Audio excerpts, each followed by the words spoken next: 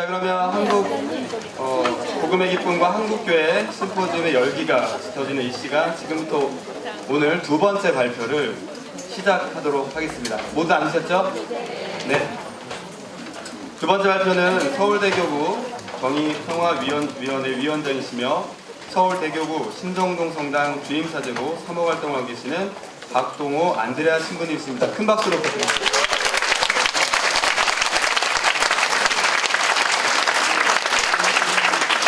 네, 신부님은 세상을 위한 복음이라는 주제로 복음의 기쁨 3에서 4장 사회적 영성을 중심으로 발표해 주시겠습니다.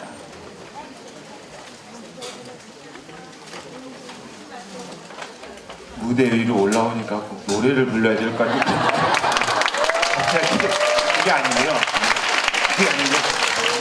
엄격결에 그 무대 매너로 가려다가 보니까 앞에 주교님 계셔가지고 반갑습니다. 저는 분당은 신정동 성당에서 사목하고 있고요. 정의평화위원회에서도 함께 사목하고 있습니다. 여러분하고 세상을 위한 복음이라는 제목으로 복음의 기쁨, 갖고 계신 교황공고 복음의 기쁨 3장하고 4장에 관련된 내용인데요. 우선 교황 권고라는 이 타이틀도 조금 사실은 사도 권고하는 게 좀 적절하지 않을까 싶고요. 왜냐하면 이제 이 권고를 읽으면서 이제 우리 신약 성경의 네 복음 말고 나머지 사도행전과 요한복시록을 뺀 나머지는 그 사도들이 공동체의 모든 구성원에게 복음을 선포하면서 공동체를 어떻게 갖고 갔으면 좋겠는가라는 바람을 담은 권고의 형식을 갖고 있잖아요. 근데 권고긴 한데 권고라고 하니까 우리말의 권고는 들어도 그만 안 들어도 그만 그런 거잖아요. 그런 점에서는 걱정은 좀 됩니다만 성경 신약 성경 27권 가운데 많은 부분들이 사도들이 그 공동체의 그리스도 공동체가 어떤 모습이어야 되는 것을 진심으로 마음을 담아서 담은 그 권고문을 지금 2000년 동안 우리 그리스도 교회는 그 신앙과 생활과 또 교회 생활을 근거로 삼고 있는 점으로 보면 권고라는 것은 그냥 들어도 그만 안 들어도 그만 그런 것보다는 더 큰 무게가 있다고 생각을 합니다. 그리고 우리 경우는 이제 이 복음의 기쁨을 읽으면서 우리 이제 주교님께서는 이제 교종이란 용어를 쓰시는데 적절하지 않을까 생각합니다. 우리 한국교회에서는 교황이라는 용어를 쓰는데 황자라는 게 이게 좋게 말하면 이게 황이고 또 좀 하면 세된다 할 때도 황자 생각하면은 이분이 우리 하느님 백성에서 함께 동고동락하는 여정을 가시는 분인데 까딱하면 이분을 우리가 세대에게 저분 잘 모르시나 보네. 그런 말이 있어요. 세대다. 그럴까봐 좀 걱정이 됩니다. 그래서 무엇보다도 이 복음의 기쁨을 한국 교회에서 새롭게 관심을 기울이는 게 한편으로는 좀 슬픈 현실이기도 합니다. 왜냐하면 이 내용이 제가 이제 많이 읽어보고 여러 번 읽어보면서도 왜 이 복음의 기쁨이 전부는 아니겠습니다만 관심을 받을까. 이미 우리 가톨릭 교회는 참 오래전부터 그리고 더 결정적으로는 이제 교황 이분도 교회 헌장을 기초로 해서 이 이야기를 풀어가겠다고 분명히 밝혔다는 얘기인데, 이 교회 헌장은 무려 50여 년 전에 있었던 2차 바티칸 공의회의 보편교회의 어떤 고백 아니었습니까? 그런데 여태까지 우리 한국교회 현실에서는 공의회가 아직 다른 자리에서는 상륙하지 않았다.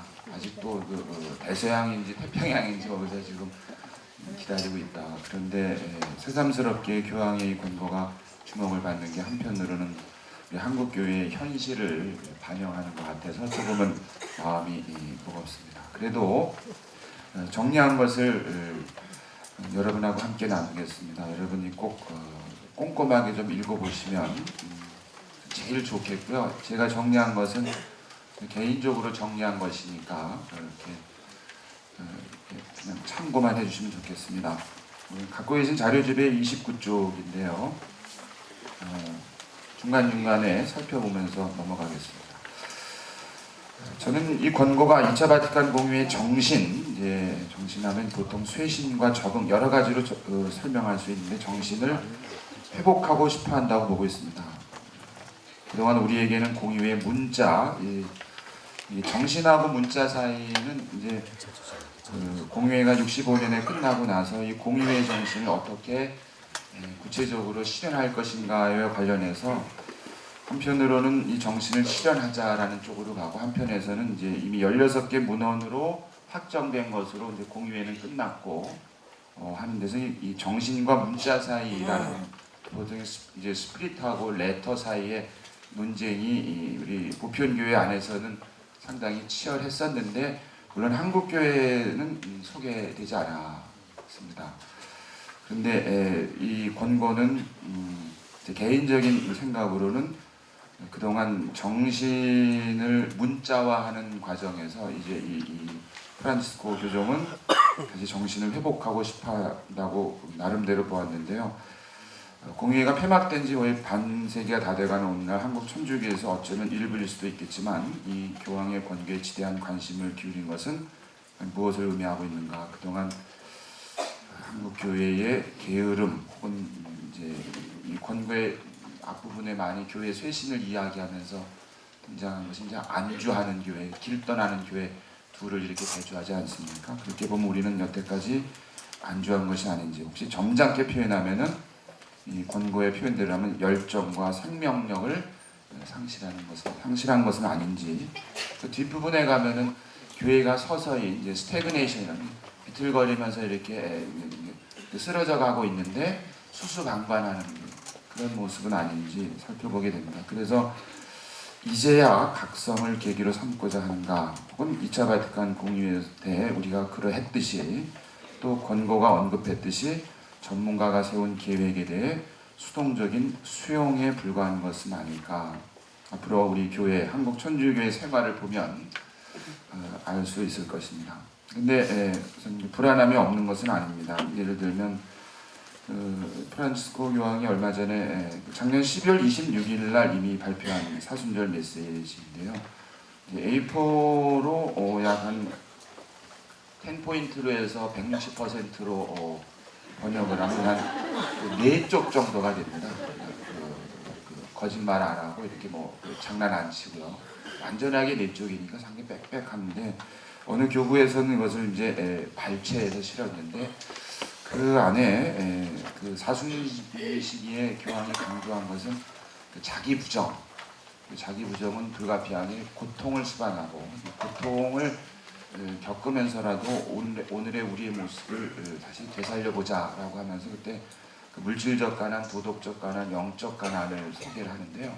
그런데 상당히 많은 분, 한쪽에 약 한 3분의 2쪽에 해당되는 것이 이제 물질적 가난에 대한 이야기고 가난에 대한 원인을 구조적인 데서 찾고 거기에 대해서 교회가 또 그리스도인이 그 사회 구조적인 어떤 그 개선을 나가는데 부르심을 받고 있다. 이런 점잖게 번역하면 그렇지만 이제 그 담화문을 내신 분 입장에서는 이제 호소 같은 것이겠죠. 그런 내용이 상당히 읽는 독자로 하여금 많은 것을 성찰하게 하는데 그 주보의 그 요약된 내용엔 아주 그런 그 뭐라 그럴까 구체적이고 현실적인 언급에 대해서는 이제 불편해하는 분들이 많으니까 그냥 좀 일반적이고 추상적인 그런 내용으로 발췌해 가지고 소개를 했습니다. 한국 천주교회에서 그 교황의 사순 담화를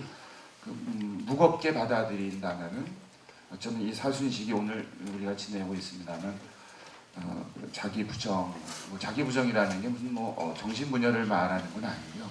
지금 제가 읽은 맥락으로는 이 복음의 기쁨하고 맥을 같이 하면 지금 있는 자리에서 안주하지 말고 용감하게 길을 나서는데 그 물질적 빈곤을 가져오는 구조적 요소들을 개선하기 위해서 그리스도인들이 앞장서자 이런 호소로 해석을 해볼 수 있었습니다.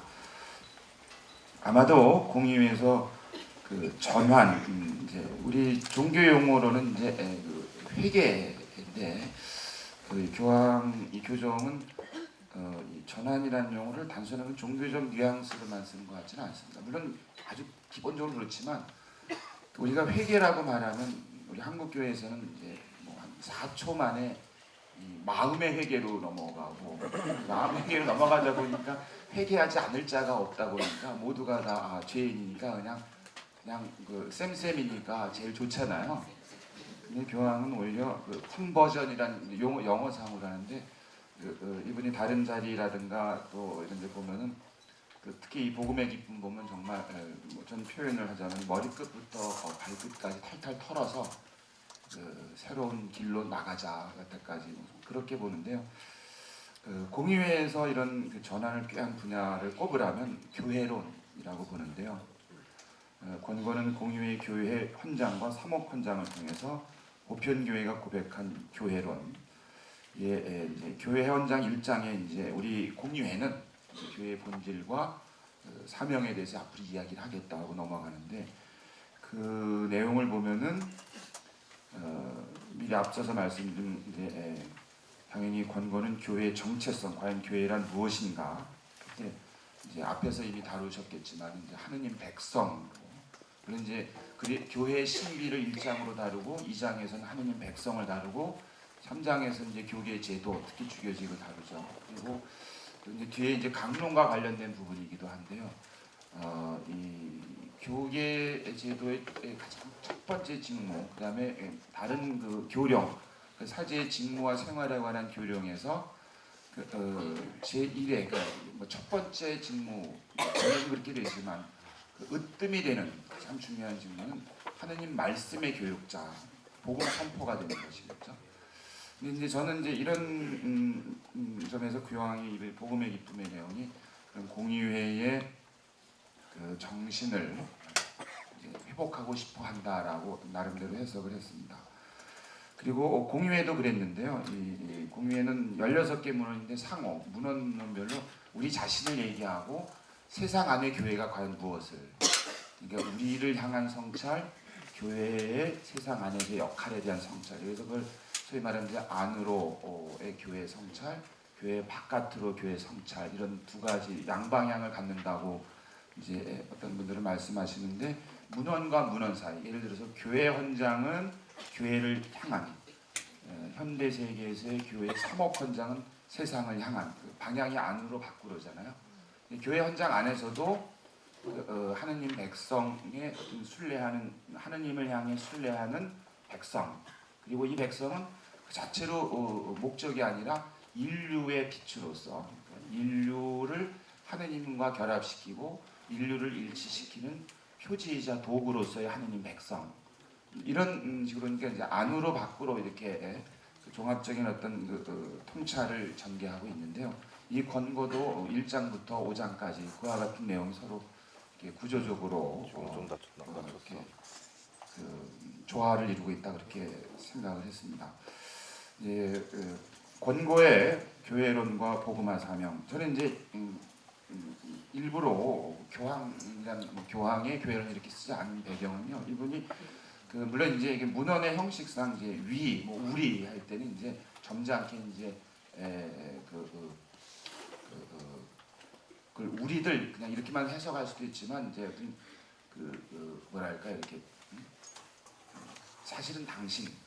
근데 이 안에 보면 중간 중간에 그 주어가 아이로 바뀌는 데가 있는데요. 그 표현들이 상당히 그 인격적이에요. 저는 정말 이런 걸 꿈꿉니다. 뭐 이런 식으로. 저는 이런 걸 희망합니다. 할 때는 그 주어가 아이로 바뀌기 때문에, 그래서 차라리 그냥 이 권고는 우리 모두가 함께 나누고 싶은 한 교회의 사람의 간절한 바람이다, 이렇게 해석해서 더욱더 인간적이고 호소력 있는 권고라고 생각을 했습니다. 그래서 그냥 교황의 교회론보다는 이 권고가 담고 있는 교회론, 이렇게 설명을 했습니다. 제가 편의상 제 나름대로 번호를 매긴 이유는 그냥 여러분 읽기 좋으라고 한 거니까요. 읽어보시고요. 우선 교회론의 본질은 2차 바티칸 공의회에 제가 밑줄을 쳤는데요. 역사 안에서 하느님을 향한 순례 백성, 복음을 실하는 백성으로 존재한다. 첫 번째는 이제 교회 원장의 첫 번째는 교회의 신비입니다. 신비는 성부, 요약하면 너무나 뻔한 얘기 같지만 성부께서 계획하셨고 창조 때부터 성자께서 세우셨고 성령께서 이끌어가는 교회. 그러니까 교회의 주인이 누구냐 할 때 바로 하느님이시다. 근데 하느님이 교회를 당신의 약간 도구로, 제가 좀 이따가 말씀드리겠습니다만, 이제 여기에서는 이제 선교란 용어를 이제 미션을 선교로 하는데, 한국 교회에서는 선교하는 말을 쓰는 순간에 이제 아주 오랜 동안에 익숙했던 그거죠. 그러니까 이제 소위 말하면 이제 임플란트라고 하잖아요. 여러분 돈 많은 분들은 임플란트 하시잖아요. 약간 유머였는데 너무 진짜. 그러니까 다른 일을 갖다 심는 임플란트 하는 거잖아요. 근데 오랫동안 그렇게 우리 한국 교회는 익숙해 왔지만 이미 보편 교회에서는 특히 이제 세계 제2차 세대전이 끝나고 수많은 민족이 해방하죠. 독립을 취한 다음에 동서와 남북의 이런 긴장 또는 불균형을 성찰하면서 원인 가운데 하나로 말하자면 오랜 식민 지배를 얘기를 하거든요. 우리는 식민 지배하고 또 우리가 좀 외면해서는 안 될 것은 이제 교회 확장하고도 또 맥을 같이 하고, 그런 다음에 그것에 대한 성찰을 바탕으로 해서 이 선교라는 언어를 좀 다른 뉘앙스로 쓰죠. 선교를 이제 복음화라는 용어를 더 많이 쓰게 되고, 또 복음화가 또 오해가 되고 잘 받아들이지 않으니까 이제 새로운 복음화로까지 나가는데, 아마 좀 지나면 이제 또 더 새로운 복음화 이렇게 시작합니다. 무슨 얘기냐면요, 우리 한국 교회에서 선교는 제가 다른 곳에 말씀드리지만 이제 신자 늘리기로 해석이 됩니다. 물론 그것이 부정할 수는 없습니다. 이제 앞에 교황의 이 권고가 누구에 대해서 말하는가 할 때 기존의 신자, 그다음에 쉬는 신자, 그다음에 신자가 아닌 사람을 향해서 말한다 이렇게 밝혔기 때문에 신자가 아닌 것, 말은 캐리그마, 복음 선포에 아직 소식을 듣지 못한 사람들에게 하느님은 사랑이시고 그분의 인류에 대한 사랑은 아들을 보내셨고 그 아들의 죽음과 부활이 구원을 가져다 주셨으므로 하는 이것을 누군가에 알리는 건 분명히 필요한데, 그것을 어떻게 문화적으로, 이제 이 권고는 많이 얘기하는 게 문화를 많이 말하잖아요. 그 문화 안에 사람은 문화 안에 살기도 하고 문화를 계승하기도 하고 문화를 만들기도 하고 문화의 아들이기도 하고 아버지이기도 하고, 그런 유명한 표현도 인용하시잖아요. 그러니까 문화 안에 저는 이제 복음화라고 얘기할 때 그리스도교적 가치관, 하느님의 정신, 또 예수님의 어떤 가치관, 삶의 어떤 개인으로서뿐만 아니라 공동체를 어떻게 꾸려가야, 가끔 우리가 매일 바치는 기도 가운데 하느님의 이름이 드러나는 길, 하느님의 나라가 세워지는 길, 하느님의 뜻이 실현되는 길, 그런 걸 우리는 이제 선교라고도 이해를 하게 되고 복음화라고도 말을 하게 되고 새로운 복음화라고 이야기해야 되는데, 우리는 선교라는 이야기를 하게 되면 복음화율로 바뀌어버린다. 또 이제 지역 주민이 몇 명이고 그 가운데 몇 명이 신자냐 해서 이 복음화라는 질적인 가치를 율이라는 양적인 가치로 환원하는 데 굉장히 익숙하죠. 그래서 이제 저는 신정동에서 사목합니다마는 서울 교구의 복음화율을 까먹는데 아주 지대한 공을 했는데요. 여담입니다만 우리 여기 스님들도 많이 계시고 하지만 한국 천주교회의 이 양적 가치인 복음화와 질적인 복음화율의 어떤 저거는 정확하게 땅값에 비례합니다. 교구와 교구 사이가 그렇고요. 그 다음에 같은 교구 내 지역과 지역 사이가 그렇고요.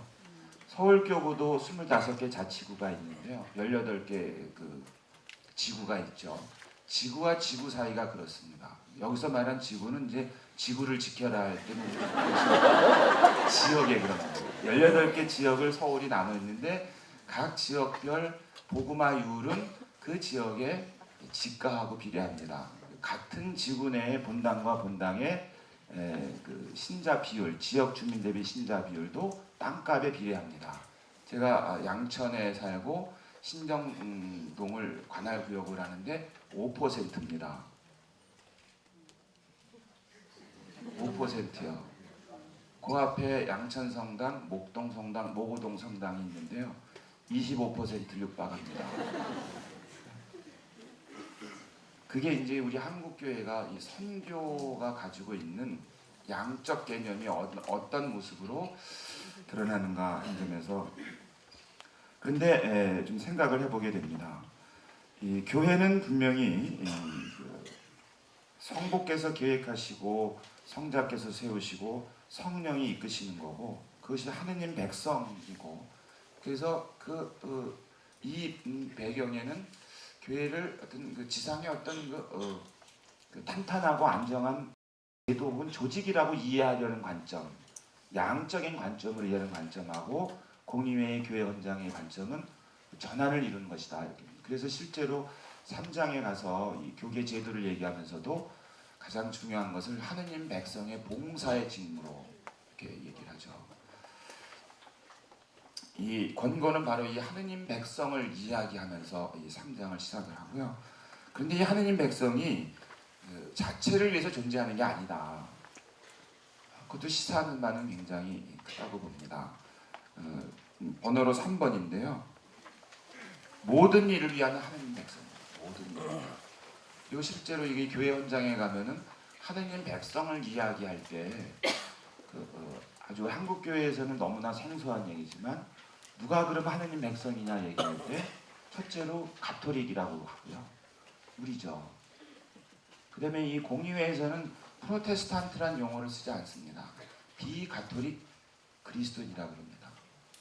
그리고 이슬람제 여기 뒤에 대화를 얘기하면서 이제 종교 간의 대화를 사회적 대화를 얘기하면서 그것이 평화를 이루는 길이라고 강조하는 대목은 아무래도 폭력과 관련된 무력과 관련된 배경으로 봅니다만은 이 하느님 백성 안에는 한 분 하느님을 고백하는 이슬람하고 유다는 명시합니다. 공의회에서는.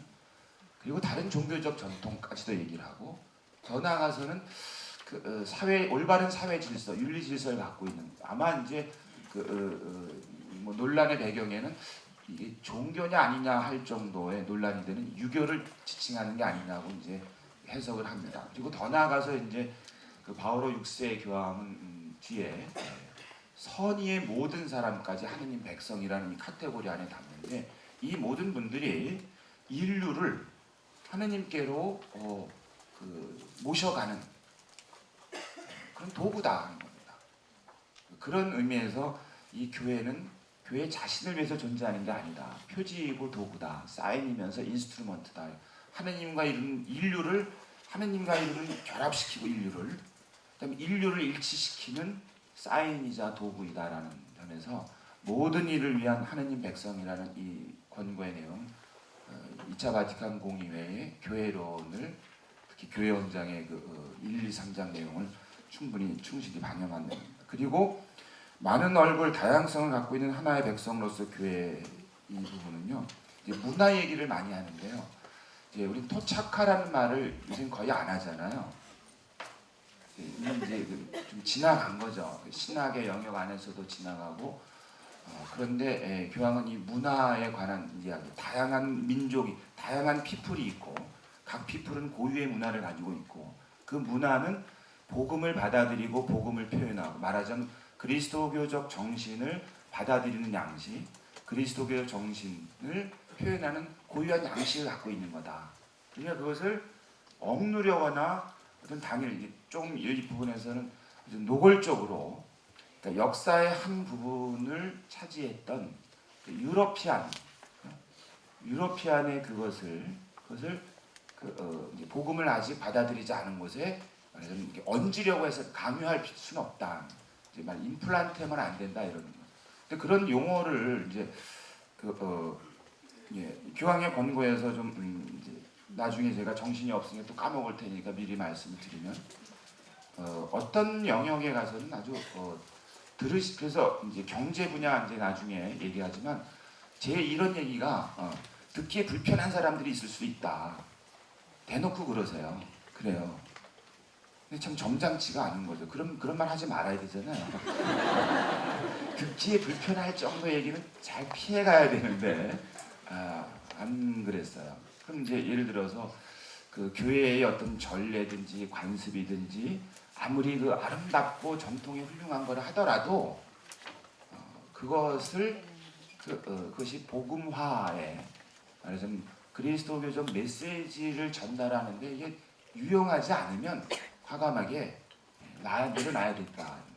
이 도구이기 때문에 그런 겁니다. 도구와 목적을 좀 분명히 하는 태도는 처음부터 끝까지 변함이 없는 것 같습니다. 그러다 보니까 그러니까 유러피안 모델이라고 아무리 해도 그것을 새로운 문화에 토착하는데 그것을 만약에 이게 적절하면 받아들이는 거지만 그게 적절하지 않다고 여긴다면 받아들일 필요도 없다는 거예요. 그러니까 유러피안 모델에 익숙한 분들 입장에서는 상당히 듣기에 불편할 수도 있을 겁니다. 그 다양성 얘기를 하는 것이고요. 그 다음에 7항이 이게 하느님 백성 모두는 복음화 사명을 수행하는 제자들이다. 이게 사명을 제가 이제 해놓고 밑에다가 이제 조그만 글씨로 한 이유는 이제 여기 계신 분들이 연배들이 있으니까 안 보일까봐 일부러 작게 한 겁니다. 일선 3호 현장에서 체험하는 우리 현실은 선교라는 용어가 거의 일방적으로 신자 만들기 정도로만 사용된다. 권고가 사용하는 미션 혹은 미셔너리는 예수님께서 주신 사명으로 이중의 의미를 갖습니다. 세례를 포함해서 복음화에 세례 받게 하는 거죠. 그러니까 성부와 성자와 성령의 이름으로 세례를 주고 내가 그 가르치고 명령한 것을 다 지키게 해라 하는 거. 그겁니다. 분께서 그 의도한 것을 지키게 하는 거. 그러니까 복음화라는 말을 쓸 때요. 복음은 기쁜 소식이잖아요. 화자는 될 화잖아요. 이게 뭐 화가자 할 때 화가 아니고. 그러니까 기쁜 소식이 되게 하라 하는 거잖아요. 그냥 기쁜 소식을 들었다가 아니라. 그러니까 우리가 여기서 이제 보면 저는 이제 영어 우리 번역한 거 영어판에 많이 이렇게 비교해봤는데 그 프리칭이라는 용어를 많이 쓰는데요. 그 티칭하고는 다르잖아요. 티칭은 모르겠습니다. 저는 이제 언어학자가 아니고 티칭은 그냥 아는 걸 가르치는 건데 프리칭은 예수님이 가르치셨다 할 때 가르쳤다는 거는 그분이 무슨 심오한 지식을 이 사람들한테 전달했다. 그리고 당신이 가르친 바가 당신이 말씀하신 바가 현실이 되는 거. 가난한 사람은 행복하다고 말을 했는데 그분은 정말 가난한 사람을 행복하게 만드신 거죠. 그러니까 이렇게 세우시잖아요. 그런 의미의 그 미션. 근데 우리는 이제 그래서 미션 또는 미셔너리 디사이플 이제 뒤에는 그 미셔너리가 따로 있고 그다음에 디사이플 제자가 따로 있습니다가 아니라 미셔너리 디사이플이다. 그러니까 사명을 수행하는 그리고 이것은 너무나 당연한 얘기입니다. 교회가 하느님 백성이 그 자체로 목적이 아니라 하느님을 향해 순례하는 여정 중에 있고 그런데 이 하느님 백성을 하느님은 선택해서 불렀는데 그 이유가 있다는 거죠. 온 인류를 함께 끌고 빛이 돼서 표지가 돼서 같이 가게 하도록 거기서 그냥 가만 내버려 둔 게 아니라 성령을 함께 우리랑 가도록 한다. 그러니까 당연히 이 사명이라고 하는 게 선교라고 하면은 우리 한국의 우리 현실에서는 널리 알리는 정도로 이렇게 알려가지고 이제 성당 오세요. 그럼 좋죠. 왜냐하면 교무금 증가, 헌금 증가니까. 저는 이제 우스갯소리로 이제 이렇게 꽉 차면은 이제 여름 되고 겨울 되면 막 난방하고 덥고 막 그런 막 짜증 내세요. 그럼 제일 좋은 방법은 안 오시고 아니면 10명을 써라면 5명만이 헐렁하면 좀 이게 바람이 이게 통하잖아요. 그러니까 안 오신 분들은 그래도 미안하니까 그러면 인편에 교무금하고 헌금을 보내주시고 그걸로 뭐 이게 서로 까주면 서로 좋잖아요. 근데 그러면 안 되죠. 물론 이 사명은 우리가 정한 게 아니라 그래서 이제 용어에 보면 영어로 이제 에이전트란 말을 써요. 물론 이제 서브젝티비티 주체라는 말을 쓰지만 요원이다. 그러니까 뭔가 임무를 받아가지고 수행하는 존재지. 우리가 자의적으로 어떤 뭘 판단해가지고 우리 한 그런 게 아니에요. 그런 점에서는 상당히 수동적인 존재죠. 누구에게? 하느님에게, 성령에게, 교회에게, 교회 자체가 수동적이다. 그러니까 그 사명을 받은 거죠. 받은 임무를 수행하는 존재다. 철저하게 도구적 존재. 그리고 실제로 그런 점에서는 뒤에 그 사제 강론을 얘기하면서도 그 강론을 신부가 말하는 게 아니라 하느님하고 그 하느님 백성 회중이 대화를 하는 건데 거기에 이제 프리처 강론하는 사람의 말을 통해서 하게 되니까 이 말은 강론하는 사람도 얼마나 이게 중요하냐 듣는 사람도 얼마나 중요하냐고 뒤에 가서 그 자료를 얘기할 때 강론을 준비하지 않는 사람은 받은 은사에 대해서 무책임하고 게으른 사람이다. 까고 이렇게 얘기를 해요. 그리고 더 나아가서는 그 좋은 강론을 만들기 위해서 사제와 부제와 그 교우들이 강론 자료를 웬 이 자료는 하느님하고 백성의 대화를 잘 하도록 도와주는 거니까 그래서 사제와 부제와 교우들이 한 자리에 모여서 강론 자료를 가지고 그 연구하는 게 그 모습이 얼마나 아름다운가 하고 느낌표 이렇게 해놨어요. 그 이유는 간단합니다. 그 사명 때문에 그런 거죠. 하느님 백성을 사랑해서 인류를 사랑해서 구원의 길로 이끌고자 하느님 백성을 선택하고 거기에 사명을 맡겨서 미시오 파견을 했으므로 얼마나 막중한 사명이냐 뭐 이렇게 이 권고는 그 곳곳에 담아두고 있습니다.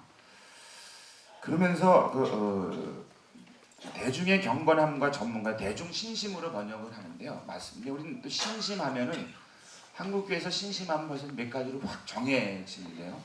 그 성당에서 하게 되는 뭐 성모 신심, 그다음에 그 성체 신심 이렇게 그 제한을 시키는데 이 권고가 말하는 대중의 신심은 앞에 나오는 문화랑 연결을 해가지고 그보다 범위가 훨씬 큰 겁니다. 어떻게 보면 그냥 보통의 사람들의 그 마음 정도로 해석해 볼 수도 있을 것 같습니다. 넓게는요.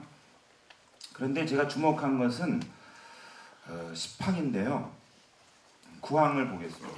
여기서 권고는 대중의 신심의 중요성을 찾으며 이를 지속적으로 발전하는 과정, 복음을 수행하는 힘, 끝없는 토착화 과정, 토착화된 복음의 결실, 기층민의 문화에 육화한 영성, 대중의 특별히 가난한 사람들의 경건함에 현존하는 신적 생명, 신학의 자리로 자리매김시키며 그 으뜸 자기는 성령이시라고 밝힌다 하면서 이것을 말하자면 우리가 이렇게 억누르거나 해서는 안 된다. 근데 이제 에서요 주목할 것은 명시적인 건 아닙니다만 전문가와 대중 사이의 대존 이 권고를 이렇게 쭉 보시면 아주 이렇게 칭찬을 막 하고 대상을 향해서 말이죠. 대상을 향해서 말할 때 이 대중과 관련돼서는 아주 한없는 그 무한한 따뜻한 그 아버지의 시선, 이제 이 대중의 신심을 얘기하면서 그것을 바라볼 때는 하느님 아버지의 따뜻한 시선, 애정이 사랑에서 동시에 나오는 애정의 눈으로 봐야 됩니다. 라고 하는 내용인데 그 부분에 대해서는 그렇게 무한한 그 따뜻함을 보이면서도 그 강론을 준비하지 않는 자라든지 이런 데서는 그렇게 뭐 무슨 화가 나는 분 같아요. 그러시는 않겠지. 표정이 웃고 있는 거 보니까 화는 안 내는 것 같은데. 즉 상징과 추론적인 설명사에 대해 대중은 상징으로 소통을 바로 한다. 근데 이 전문가들은 추론적인 설명, 학적인 설명을 합니다. 또 하느님을 믿는 것, 그러니까 하느님을 믿는 것과 하느님의 존재를 믿는 것 사이.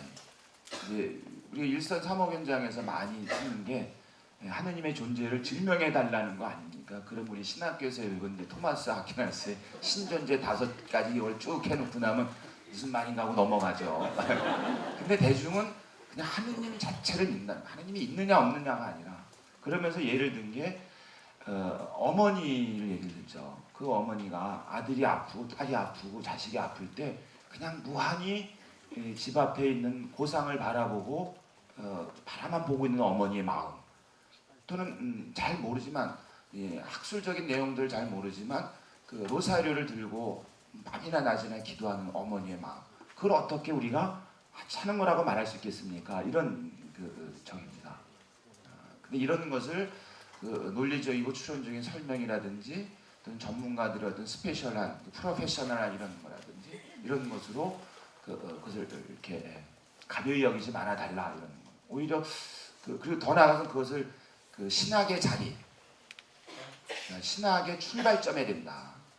이제 그것은 20세기 들어서 신학은 또 다른 이름의 인간학이다. 하느님에 대해서 막 말하는 거 중요하지만 육화한 하느님, 우리가 똑같은 인간이신 예수님이 살았던 세상에 사는 삶의 자리에서 하느님의 모습을 보자 하는, 그래서 신학은 또 다른 인간학이어야 합니다라고 했던 맥을 같이 한다고 봅니다. 시간이 좀 너무 해서 적어놨으니까 쭉 읽어보시고요. 읽으실 줄 알죠? 제가 이제 강론 준비하는 건 아까 잠깐 말씀드렸는데요. 아까 이제 16항인데요. 강론의 중요성은 자연스럽게 그 준비, 특히 양질의 시간을 연구, 뒤에 이제 진리에 대한 존중, 이제 강론 준비 얘기를 하는데요. 그 소제목입니다. 그 다음에 기도, 말씀의 인격화, 퍼스널라이즈 이렇게 했는데요. 성찰, 여기서 특별히 이분은 이제 영적 독서와 백성의 말을 들음, 그 다음에 사목의 창의성, 강론의 자원, 강론의 방법, 개발에 바칠 것을 양질의 많은 시간을 요구합니다. 특히 다른 중요한 활동의 시간을 덜 할애해서라도, 그것은 아까 말씀드린 것처럼 교회가 특히 강론을 하는 사람은 말씀의 교육자다. 성사의 관리자, 교회 운영의 어떤 책임자이기 이전에 이미 하느님 말씀의 교육자들이다. 그리고 그것을 위해서 프리처가 양질의 많은 시간을 하는 것은 당연하다. 그래서 찔렸습니다. 굉장히 찔려서 이걸 소개하지 않으려고 하는데 그리고 캐리그마와 복음화, 이제 이 대목은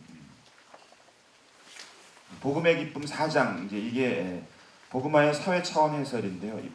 본거는 분명히 이건 사회 회칙이 아니다. 하지만 시대의 징표로 이분은 2개 정도를 꼽습니다. 하나는 사회적 약자의 사회 통합 문제와 대화를 통한 평화 구축 문제로 저는 보았습니다.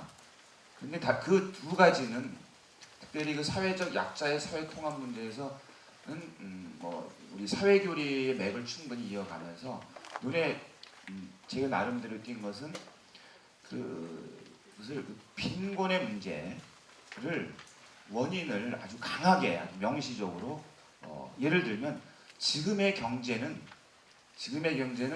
이 사회적 약자를, 특히 물질적 빈곤을 양산하는 것을 해결할 수 없다 라고 대놓고 말하기도 합니다.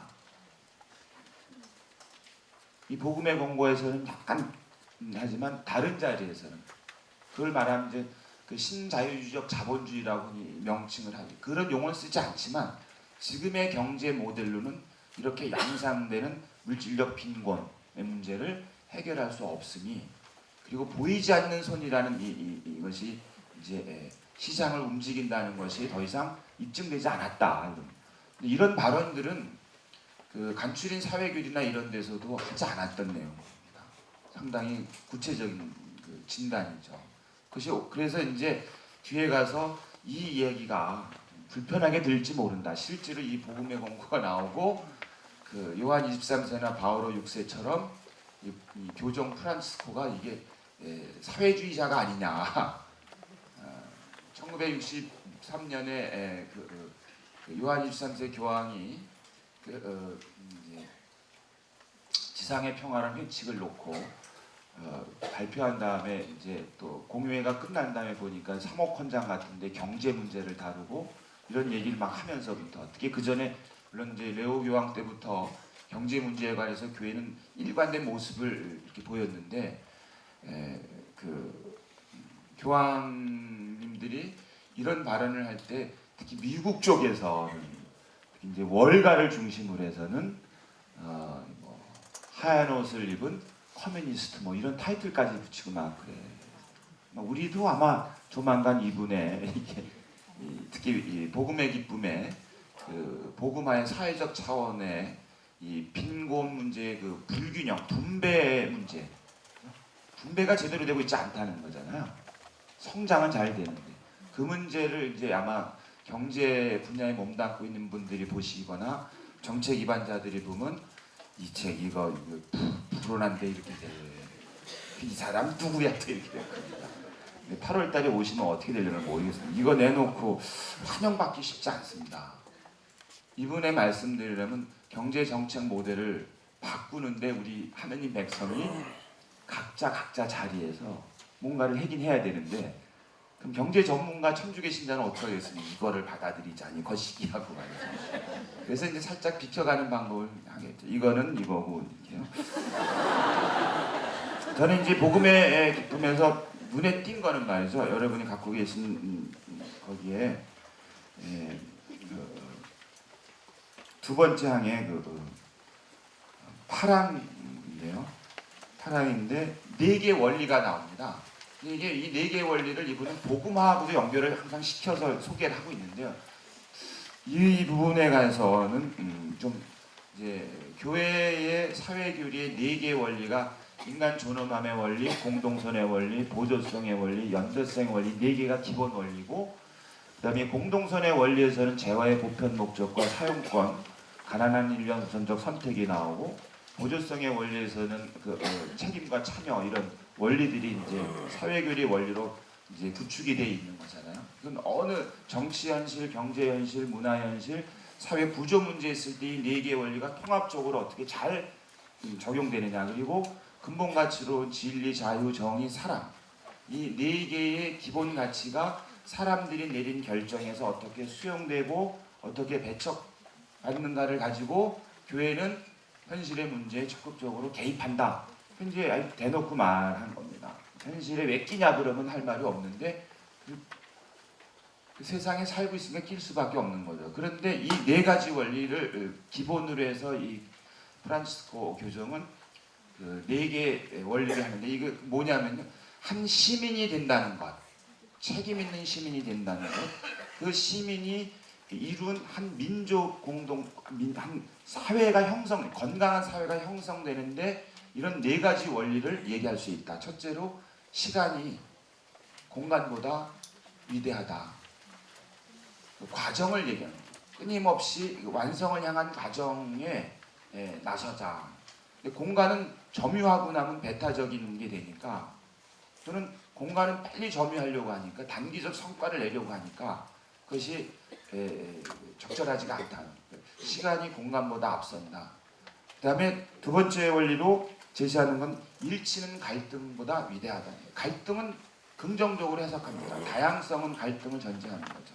그런데 일의 방법은 그냥 흡수해버리는 거. 2의 방법은 외면해버리는 거. 근데 3의 방법은 일치를 이루기 위한 더 높은 차원으로 나가는 걸 설명합니다. 그래야 한 시민이 된다는 책임이 시민.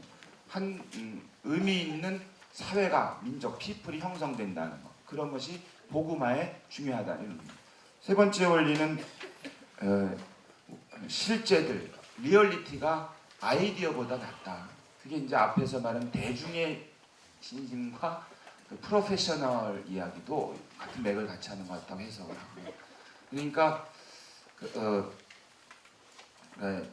실제 리얼리티를 그 말씀을 이게 말하자면 이게 이념이고 관념이라고 만들어 놓을 수 있지만 이거 얼마나 실현하느냐, 실제로 그것을 일어나느냐 이런 거죠.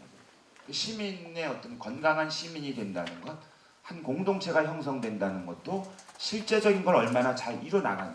그러니까 그리고 이 얘기를 하죠. 신학하고 교회가 그 탁상에서 이렇게 하는 건 곤란하다는 얘기도 복음화랑 관련 얘기를 하죠.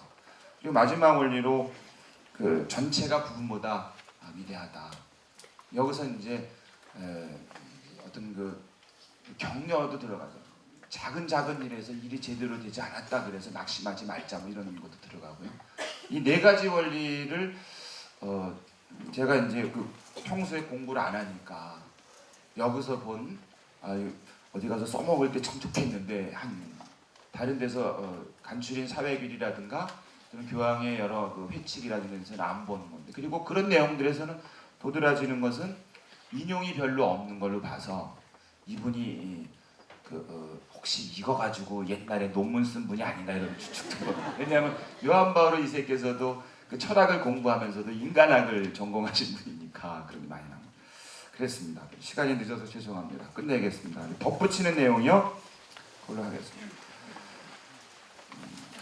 권고는 각 지역 교회의 성찰을 수없이 많이 인용합니다. 아시아 교회, 그다음에 아프리카 교회, 하다못해 지역의 필리핀 주교님들의 그 이야기, 남미와 그다음에 카리브해 지역의 교회 이야기, 그런 그 지역 교회의 주교님들이 성찰한 내용을 아주 많이 다른 회칙이나 이런 거에 비해서 굉장히 많이 인용합니다. 그래서 아마 처음 앞에 부분에 교회의 쇄신을 얘기하면서 교황직에도 얘기를 하고 보편교회 중앙조직의 얘기도 하면서 어쩌면은 그 지역교회가 그 교도권을 아직 법적으로까지 아직 충분히 확립되지 않은 진전을 이루지 못했습니다 한 대목을 염두에 두면은 이분 이 회칙 이 권고 자체도 이분은 그 지역교회 주교님들이 갖고 있는 뜻, 그리고 실제로 이거는 그 주교대의원회가 했던 내용을 받아서 이제 하는 거니까, 그러니까 당신이 그 형제 주교님들이죠. 그분들하고 같이 해서 이거 하겠다는 뜻을 이 안에 담은 것이 아닌가, 문서 형식 안에서도. 그리고 두 번째 눈에 두드러지는 것은 성령의 활동에 대한 권고 신뢰입니다. 사실 2차 바티칸 공예가 끝나고 일부에서는 하느님도 계시고 성자 예수님도 계신데 성령께서는 이제 어디 가시고 교회만 남았다 뭐 이런 얘기를 은근히 했었습니다. 제가 이제 여기저기 책을 막 보니까, 근데 이 권고에서는 성령에 대한 신뢰, 그러니까 교회조차도 그리고 성령께서는 어떻게 움직이시는지 이런 것을 무한한 신뢰를 보내고 있다는 점에서 의미가 컸습니다. 강론과 관련해서는 현대세계 상황에서 사제들의 설교는 흔히 매우 어려운 일이어서 듣는 사람들이 마음을 더욱 적절하게 움직이려면 하느님의 말씀을 일반적으로나 추상적으로만 설명할 것이 아니라 복음의 영원한 진리를 구체적인 생활 환경에 적응시켜 설명해야 한다. 사제의 직무와 생활에 관한 교령 사항의 내용을 인용한 건데요. 이 공예 가르침을 내가 소개하고 싶습니다. 왜냐하면 권고는 복음의 영원한 진리와 구체적인 생활 환경에 적응시켜 설명하는 것 사이의 불가분성을 문헌의 제사장, 복음화의 사회적 차원에서 설명하고 있기 때문입니다. 그런데 우리의 경우 교우들의 구체적인 생활 환경, 경제, 정치, 사회, 문화, 법, 제도 따위에 대해 사제가 그것을 가지고 강론을 하면 쓸데없이 세상 일에 간섭한다, 혹은 듣기에 불편하다, 혹은 교회를 분열시킨다고 말하기 일쑤입니다. 또 사제들도 그 같은 불만이나 비난을 피하기 위해서 혹은 자발적으로 교우들의 현실을 외면함으로써 무난한 일반적으로나 추상적으로 강론을 합니다. 그러는 사이 권고가 걱정한 것처럼 교회가 서서히 활력을 잃어가고 있는데 방관자가 된 것은 아니기 때문입니다. 신학에 대해서도 성찰합니다. 권고는 교회도 신학도 복음화를 위해 존재하는 것이지 그 자체로 만족해서는 안 된다는 점을 권고합니다. 마지막으로 권고는 교회의 쇄신, 사목의 쇄신, 복음화 사명의 쇄신, 곧 거대한 전환을, 그것도 더 이상 미룰 수 없는 전환을 열망합니다. 잊어서 주십니다.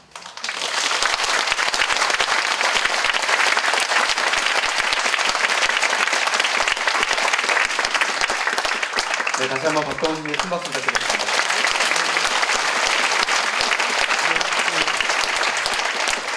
네, 약속하신 30분을 훌쩍 지나서 45분 동안 준비를 해주셨습니다.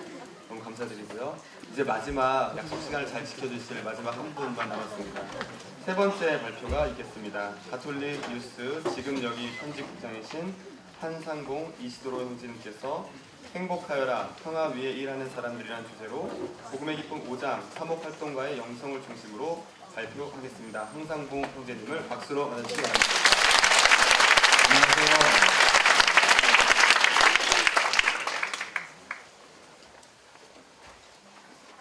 저는 오늘 아침녘에 이 자리에 와서 첫 번째 발제가 끝날 때까지 계속 실무자로 밖에서 공문 서주하다가 두 번째 발제 시작되는 시점에 앞자리에 가서 앉았거든요. 발제를 해야 되니까. 그러니까 자리에 앉아 있으면서 막 그 졸립더라고요. 노곤함이 막 몰려오는 거니까 그 긴장감이 갑자기 확 풀어지는 느낌을 받았어요. 그래서 오늘 발제를 어떻게 해야 되나 잠깐 고민하면서 그냥 되는 대로 하자. 성령님께 맡기고 하자 그런 생각을 잠깐 했습니다. 그 복음의 기쁨 제5장은 복음 선포자의 영성에 대한 건데요. 주로 그동안 그 앞에 그 장들이 교회 신원이 무엇이냐, 교회는 도대체 뭐냐, 그리고 교회는 이 세상 안에서 무엇을 해야 하는가, 또 어떻게 살아야 되는가, 이런 것들에 대한 이야기들을 쭉 교황님께서 하고 계세요.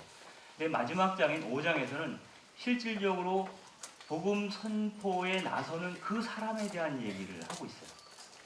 그래서 어떻게 보면 사실 그 사람이 일하지 않고서는 앞서 말하는 모든 것이 다 그 박동원 신부님 말대로 황되는 거거든요. 어차피 사람들이 하는 거고 그 일을 바로 이 자리에 모이신 여러분들이 해주셔야 되는 것일 수도 있겠다. 그래서 교황님께서는 특별히 제5장에서 그 복음 선포자가 복음 선포에 나설 때 가장 중요한 핵심 중에 하나로 나의 개인적인 체험에 대해서 얘기합니다. 그 복음 선포자 개인이 나 스스로가 정말 그분의 사랑 어린 시선을 느끼고 있는가? 정말 그분을 연모하고 있는가? 그래서 그분처럼 정말 살고 싶어 하고 있는가? 정말 그분처럼 살고 싶으면 그분이 사랑했던 사람들을 나도 사랑하기로 작심하고 있는가? 이런 걸 묻고 계시는 거예요. 이 부분이 해결이 되지 않고서는 모든 이야기가 다 팡이 되는 거.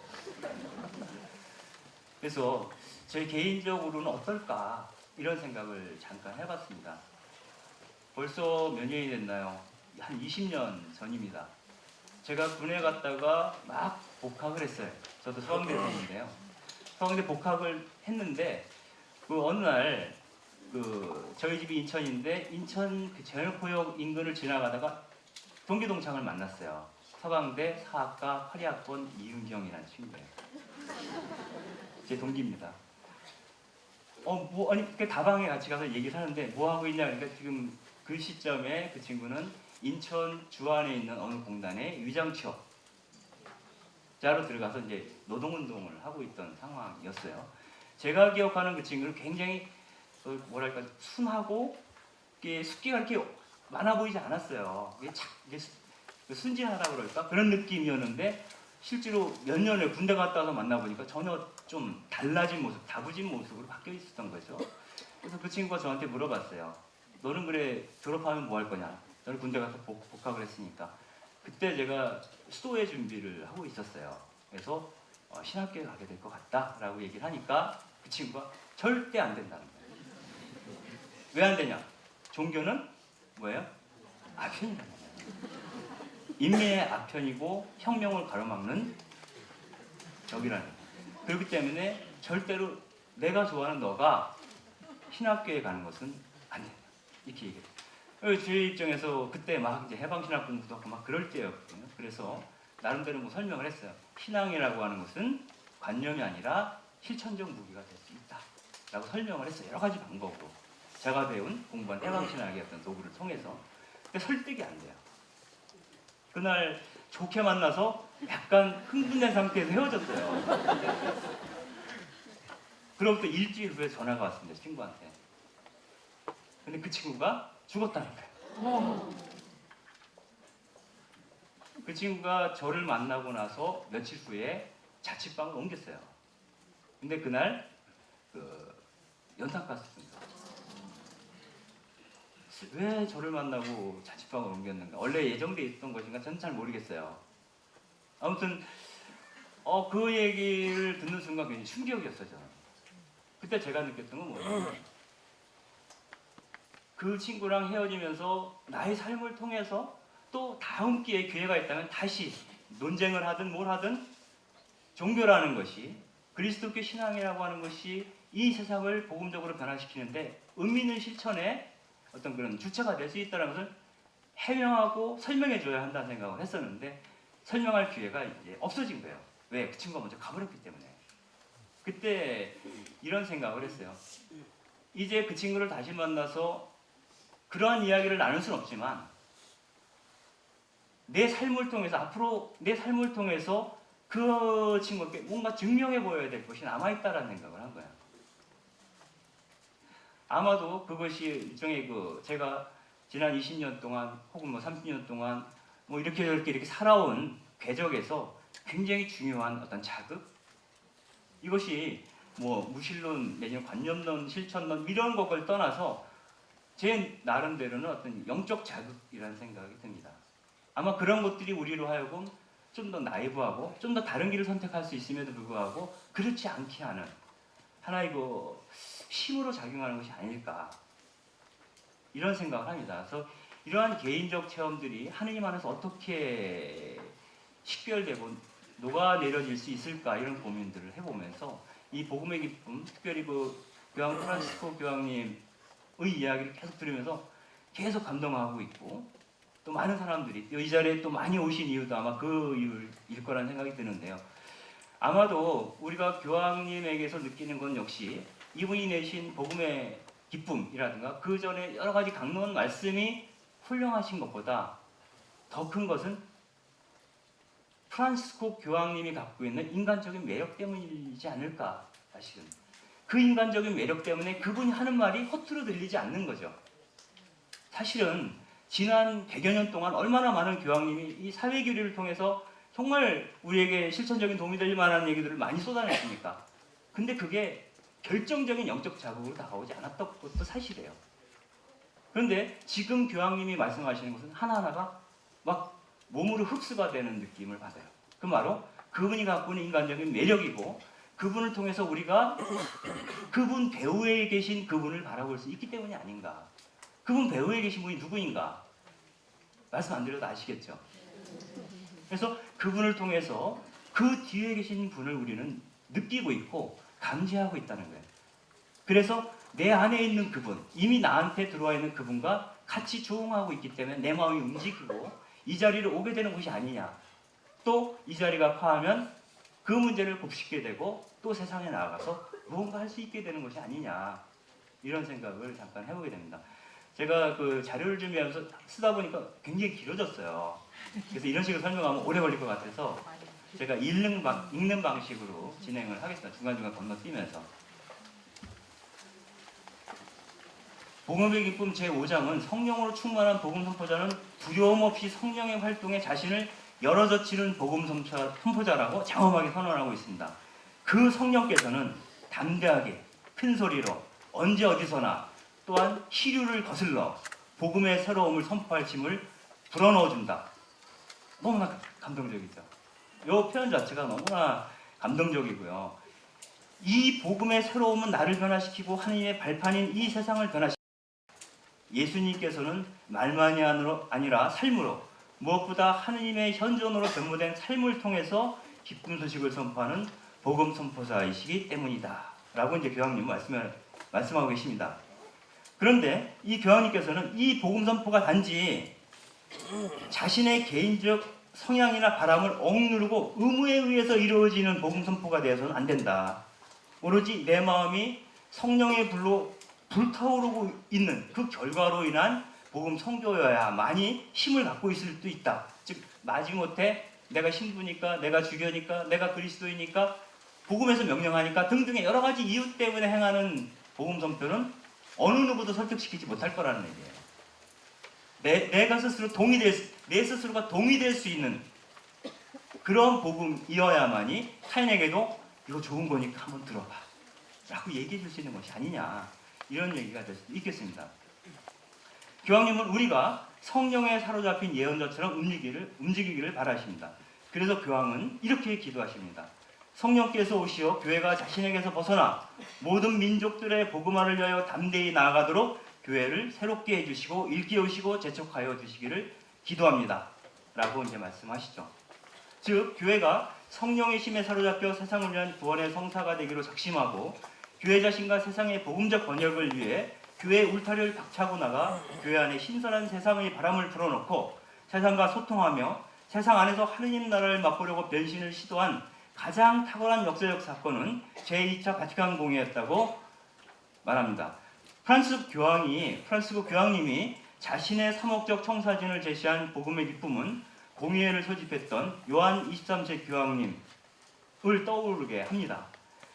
그 요한 23세 교황님은 여러분들 잘 알다시피 그 제2차 바티칸 공회를 소집하시면서 이번 공회는 교리적 논쟁을 다루는 공회가 아니라 삼옥적인 의미를 갖고 있는 공회라고 이제 말씀을 하셨고, 그동안 공회가 이 세상을 심판하는 심판관으로서 역할을 했다면 이제는 어버이 다음으로 이 세상을 끌어안는 그런 삼옥적 태도를 취해야 한다라는 게 이제 당시 요한 23세 교황님의 생각이셨다라고 생각이 들고요.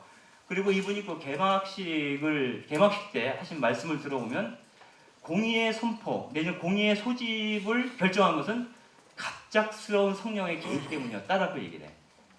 내 생각에 한번 열어야 되지 않을까? 라고 한 게 아니라 내 의지와 상관없이 나에게 불현듯 다가온 성령의 느닷없는 개입 때문에, 그 이끄심 때문에 공의회를 소집하게 되었다라고 얘기를 합니다. 그래서 아까 박동호 신부님께서도 성령을 특별히 프란시스코 교황님이 복권시키셨다라고 할 정도로 성령에 대한 얘기를 많이 하시는 이유가 기존의 교회가 활력을 잃었던 것이 제도화의 과정에서 많이 그런 것도 있습니다. 그래서 제도화를 뛰어넘어서 성령의 힘으로 우리 자신을 다시 한번 우리 자신을 변혁시켜야 할 필요성, 이런 것들을 교황님께서는 느끼고 계신 것이 아닌가, 이런 생각이 듭니다. 제2차 바티칸 공의회 회기 중에 공의회를 시작할 때마다 자료에 의하면 세비야의 이시도로 성인이 지은 성령 기도문이 있습니다. 그 기도문을 항상 같이 주교님들께서, 공의회 교부들께서 읽고 기도하시고 회의를 시작하셨다 그래요. 그 내용이 상당히 감동적입니다. 좀 길지만 읽어보겠습니다. 당신의 이름으로 특별히 결합되어 모이는 우리에게 오사 우리 함께 하소서. 우리의 행동의 인도자가 되사 우리가 나아갈 길을 밝혀주시고 해야 할 바를 일러주소서. 당신의 도우심을 입어 우리가 하는 모든 것이 당신 뜻에 들게 하소서. 우리 머리를 당신의 영감으로 채우사 우리가 의도하는 바를 바로잡아 주소서. 당신은 홀로 성부와 성자와 더불어 빛나는 이름을 지니신 분이시기 때문입니다. 당신은 끝없이 정의로우신 분이시니 우리로 하여금 정의를 거스르지 않게 하소서. 무지로 말미암아 악으로 기울지 않게 하시고 아첨으로 인하여 동요되지 말게 하시고 무력에 더러지지 않게 하소서. 우리 마음을 강한 힘과 은총으로 당신과 하나 되게 하사 무슨 일을 하든 진리에서 벗어나지 말게 하소서. 당신의 이름으로 결합된 우리로 하여금 당신의 자비와 정의를 따라 판단함으로써 오늘도 우리의 행동이 당신 뜻에 맞게 하사 영원히 복을 누리게 하소서. 아멘. 너무 멋있는 기도문 아닙니까? 오늘 이 행사의 마무리 내지는 요약이 어쩜 이 기도문 안에 다 들어있는 것인지도 모르겠다라는 생각을 해봅니다. 그리고 이러한 공의의 성과가 직접적으로 영향을 한국 사회에 준 것은 제가 볼 때는 김수환 추경님의 선출 임명이라고 볼 수 있겠어요. 그 이유를 알 수 있는 게 그 당시에 김수환 추경님께서 어떤 태도를 보이셨는지 교회 문제에 대해서 이런 몇 가지 면면을 살펴보면 그걸 느낄 수가 있습니다. 그 아랫부분은 여러분들 그냥 참고로 나중에 읽어보시고요. 69년도 한국주교회 추계정기총회에서 한국의 모든 사제들에게란 제목으로 김수환 추경님이 이제 글을 발표를 하십니다. 이 글 속에서 어떤 얘기를 하시냐면 여러 가지 얘기를 하는데 사제들이 웃으면서 농담하는 말을 우리는 가끔 들었습니다. 즉 제1차 바티칸 공예가 교황의 공예였고 제2차 공예가 주교들의 공예였다면 제3차 바티칸 공예, 즉 사제들의 공예가 있어야 하지 않겠느냐고. 농담이지만 일리가 있는 말입니다. 아마도 누구의 말대로 본당 신부들의 위치가 지배하는 위치로 확립되었을 때는 수사, 수녀, 성신도들은 무시를 당하고 있었는지도 모릅니다. 아무튼 현 교회 안에서 요구되는 현 사제의 위치를 찾아야 할 것입니다. 새로운 교육, 새 연구가 필요합니다. 그러면서 바로 우선 주교들이 먼저 배워야 합니다. 라고 얘기를 합니다. 그리고 꽁충 뛰어넘어서 마지막 부분을 보면 아무튼 언제나 어디서나 사제는 그리스도를 대리할 만한 인물이 되어야만 한다는 것을 잊지 말기로 합시다. 우리는 첼레스티노 1세 교황께서 하신 말씀을 다시 한번 음미해 보기로 합시다. 우리는 다른 사람과 분별되어야 하느니 이는 옷차림으로서가 아니라 우리의 표양으로서 제복으로서가 아니라 우리의 처신으로서 우리 몸의 거치장으로서가 아니라 우리 마음의 순결로서이다. 우리는 다 같이 이 한국 땅의 복음을 전해야 하겠습니다. 그리고 명실공히 우리의 고유한 문화전통에 한국교회다운 교회를 건설해야 하겠습니다. 이 69년도 발언인데 지금 2014년인데 아직도 이것은 몇 퍼센트 진행됐을까요? 거의 진행되지 않았다라고 저는 느낌으로 받아들여집니다. 아무튼 이런 분이 추기경이 되셨다는 것은 굉장히 큰 은총이었다는 생각이 들어요. 지금 새롭게 염수정 추기경이 되셨는데 이분께서도 이런 감사의 마음을 우리가 품을 수 있도록 그렇게 역할을 해주시면 얼마나 좋을까 이런 바람을 품고 있습니다.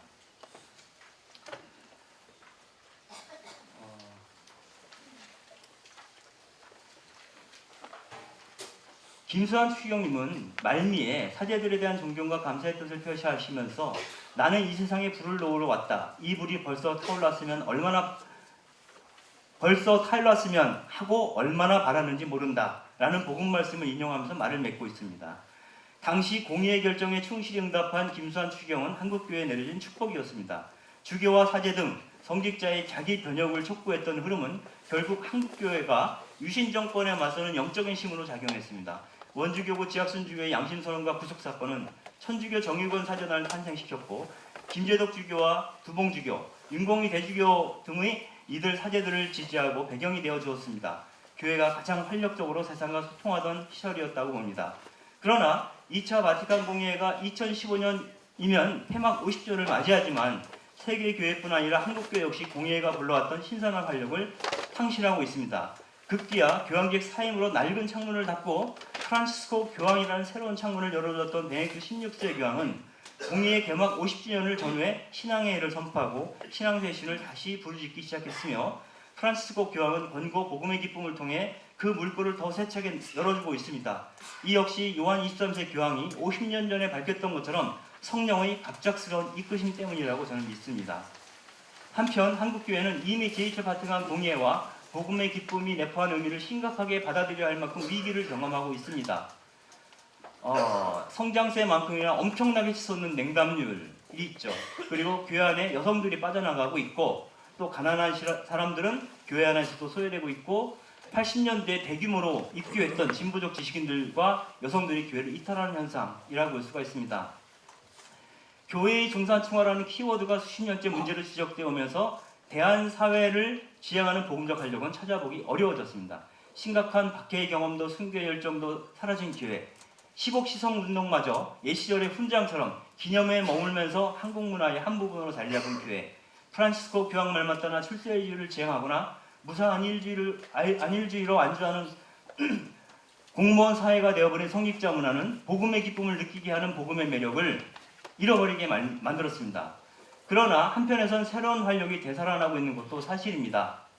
한국교회는 프란치스코 교황 선출 이전에 이미 새로운 전환을 시도하고 있었고 이런 것들은 용산참사 2009년이죠. 이후에 교회의 사제들과 평신도들, 특별히 여기 앉아계신 수도자분들이 대규모로 어떤 사회 정의와 사회 복음화에서 나섰던 이런 모습들을 저희는 경험하고 있습니다. 이러한 흐름 속에서 지난해 3월 13일 선출된 프란치스코 교황의 등장은 불더미 속에 기름을 부은 듯했습니다. 교황은 교회가 안전한 실험실에 머물지 말고 삶의 현장으로 가라고 촉구했으며 안온한 성전 안에서 머무는 고립된 교회가 아니라 거리로 뛰쳐나가 멍들고 상처받고 더러워진 교회를 원한다고 말씀하십니다. 이처럼 선명하게 부정선거로 얼룩진 정권과 맞서는 교회에 위로를 주는 발언은 없습니다.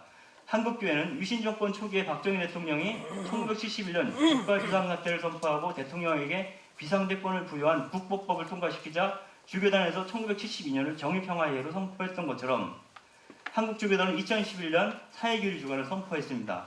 결국 지금 한국교회는 지난 30년 동안 공의의 정신을 침식해왔던 성직자 권위주의와 교회 중심주의, 중산층 중심의 상업 관행에 여전히 사로잡혀 있는 흐름과 다시금 가난한 이들에 대한 우선적 선택을 확인하고 세상을 위한 구원의 성사를 희망하는 흐름 사이에서 주춤거리면서도 조금씩 복음적 확신을 되찾고 있다고 생각합니다. 여기서 복음적 결단을 요구하는 위기는 곧 성령의 은총임을 다시 한번 확인하게 됩니다. 이제 본문으로 들어가서 몇 가지 이야기를 하고 있는데요.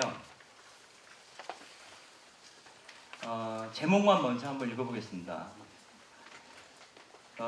새로운 복음 선교 열정의 동인이 무엇인가를 교황님께서는 살펴보고 계신데요. 첫 번째로 기도하며 일하는 복음 선포자, 즉 복음 선포자가 어떤 모습이어야 되는가를 말씀드리고, 그 다음에 52페이지 보시면 그 복음 선포의 원천은 예수님에 대한 사랑 때문이어야 한다는 거고, 그 결과는 세상 속으로 들어가야 한다는 것, 그리고 그 세상 속에서 61페이지 활동하는 신앙을 드러내야 한다 라는 흐름으로 말씀을 하고 계십니다. 즉 기도하며 일하는 복음 선포자가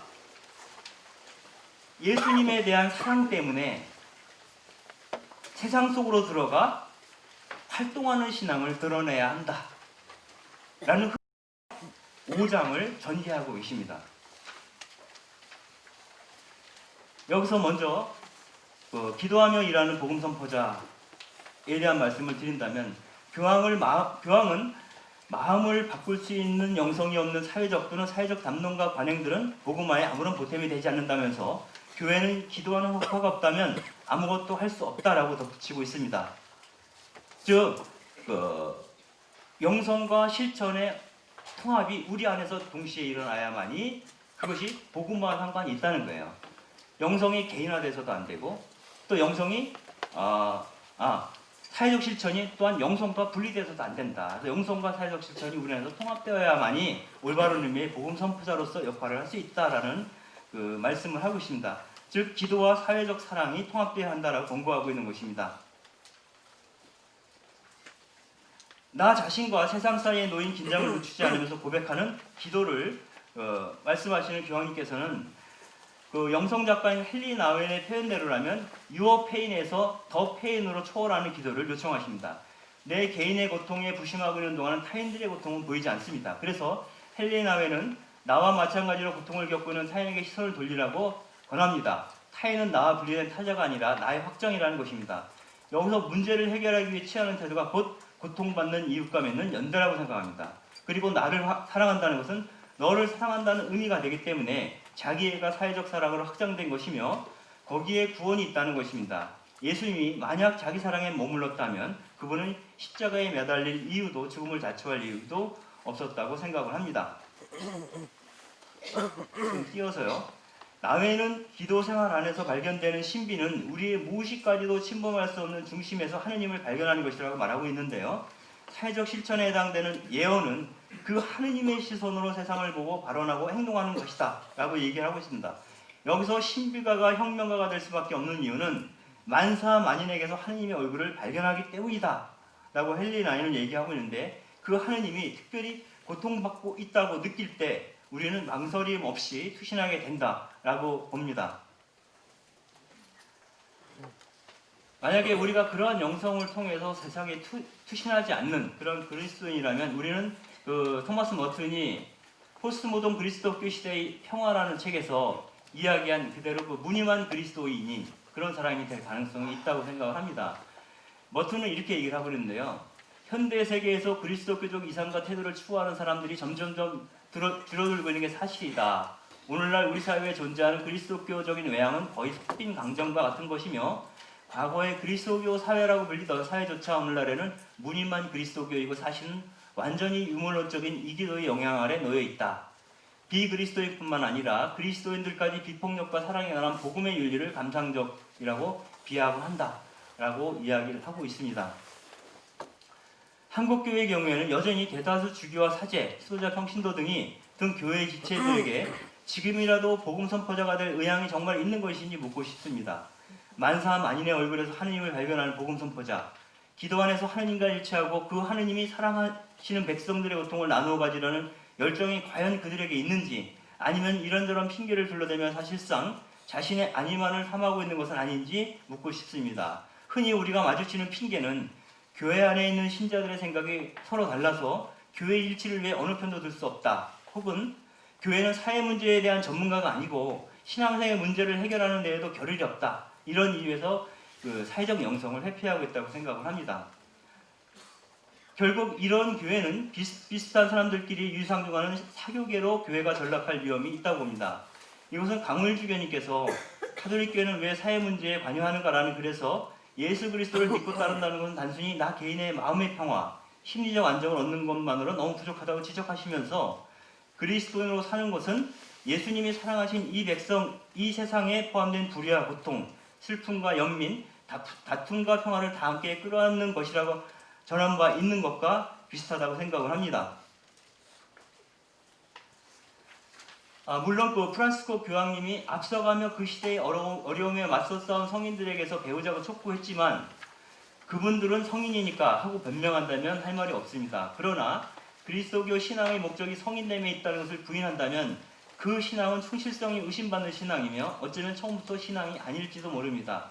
우상숭배의 카톨릭적 변주라고 할 수도 있겠습니다. 그 다음에 그 예수님의 사랑 때문에 이 복음 선포자가 복음 선포에 나서게 된다라고 하는 것인데요.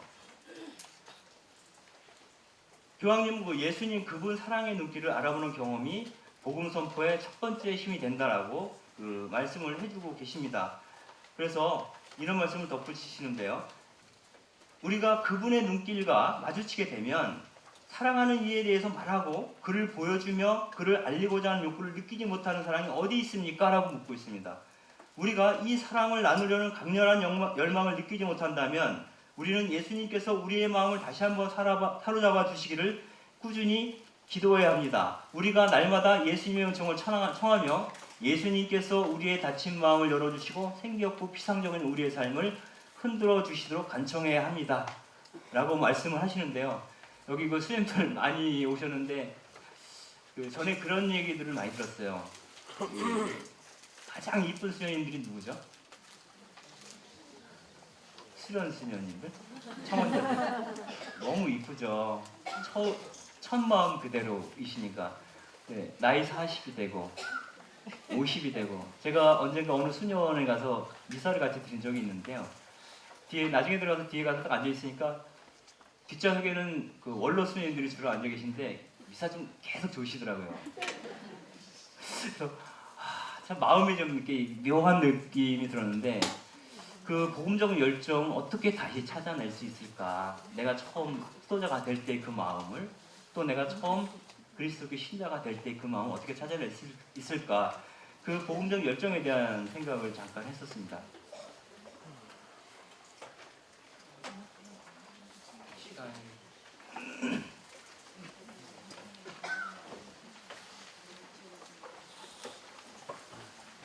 쭉 뛰어넘어야 될 것 같은데요. 여기서 요지는 뭐냐면 아까도 말씀드렸지만은 첫 번째는 그분이 나를 사랑하고 있다는 그분의 사랑스러운 눈길을 내가 느껴야 한다는 거고 그분의 사랑을 느끼게 되고 그것이 개인적 확신으로 굳어지게 되면 그 사랑을 누군가에게 말해주고 싶어 한다는 거예요. 그것이 말해주고 싶어 할 때 말해주기 위해서 움직이게 되면 그게 바로 복음 선포의 활동이 된다고 하는 그런 것이죠. 그래서 중요한 것은 내가 그 사랑을 경험했는가, 지금도 느끼고 있는가인 것 같아요. 그래서 그 에르네스토 까르데날이라는 분이 계시죠. 니카라과의 수사신부님이신데 그 영성 작가이기도 하죠. 이분이 쓴 책 중에서 침묵 위에 떠오르는 소리라는 책이 분도 출판사에 번역되어 있어요. 여기서는 그분이 그리스도인들은 사랑의 송신기다 이런 표현을 해요. 근데 사랑의 송신기는 그냥 되는 건 아닌 것 같아요. 먼저 그분과 사랑을 나눌 수 있어야 된다는 생각을 하게 되는데요. 이러한 마음들을 그 한국의 시인이었던 그 고정희 씨 혹시 아세요? 예. 그분이 쓴 시 중에 고백이라는 시가 있습니다. 56페이지 오시면 그 시가 있거든요. 그거 한번 읽어보겠습니다. 너에게로 가는 그리움의 전깃줄에 나는 감전되었다. 멋있죠? 여러분도 다 감전되셨나요? 근데 사실 이 사랑에 감전되게 되면 앞으로의 논의는 저는 사실상 필요 없다고 생각합니다. 이것이 되면 나머지는 자동이에요, 자동. 내가 누군가를 너무 좋아하면 만나는 사람마다 이 사람 얼굴에 이미 너무 행복해서 죽을 것 같은 표정을 짓게 되잖아요. 말하지 않아도 저 사람이 누군가 연애하고 있고 이렇게 생각하고 있고 그 사람에 대한 얘기만 나오면 너무 좋아라는 말을 연발하게 되는 거죠. 그래서 그 사랑이 옆에 감염이 전달이 되는 그런 것 같다는 생각을 하게 됩니다. 그래서 그 사랑을 체험한 사람은 당연히 그 사랑을 품고 세상 속으로 들어가야 한다는 거죠. 즉 복음 선포의 장은 교회 안이 아니라 세상 속이다. 이것이 이제 교황님이 복음의 선포에서 말씀하시는 입장이라고 볼 수가 있습니다. 조금만 읽어보죠. 예수님이 보여주신 사랑과 복음적 확신을 지닌 복음 선포자는 이제 사람들의 삶에 가까이 머무는 영적인 맛을 드리고 이것이 더 큰 기쁨의 원천인을 깨닫는다. 선교는 바로 예수님을 향한 열정이고 또한 그분 백성을 향한 열정이기 때문입니다. 예수님은 뜨거운 사랑의 눈길로 당신의 모든 백성을 바라보시고 우리는 그분께서 우리를 통하여 당신이 사랑하시는 백성에게 더 가까이 다가가시고자 하신다는 것을 다시 한번 깨닫게 됩니다. 하나님께서는 우리를 통해서 그분에게로 사람들이 더 가까이 다가가도록 원하신다는 그 말씀을 하고 계시고요. 그 가장 대표적인 가장 훌륭한 모범이 예수님 그분 자신이라고 말씀을 하십니다. 그분이 상대방의 눈을 사랑 가득한 눈으로 나타나엘을 바라보듯이 바라보셨다라고 하는 그런 얘기들을 쭉 하고 계십니다. 여기서 굉장히 좀 특별한 말씀을 해주시는데 교황님은 270항에서 예수님께서는 우리가 인간의 고통을 어루만지시기를 다른 이들의 고통받은 몸을 어루만져 주기를 바란다 라고 말씀하시면서 이러한 인간의 불행에 휘말리기 두려워 피신처를 찾지 말고 다른 이들의 구체적인 삶 속으로 들어가 온유한 사랑이 지니심을 알게 되기를 요청했습니다. 그럴 때 우리는 그들과 한 백성이 되는 강렬한 경험을 하게 될 것이다 라고 말씀하시는 분이 교황 프란시스코이시라고 생각이 듭니다. 그리고 그러한 사랑에 사로잡힌 그리스도인들이 복음 선포 과정에서 어떠한 방식으로 세상 사람들을 대하는가에 대한 얘기가 쭉 나오고 있는데 이거는 자료를 참고하시고요.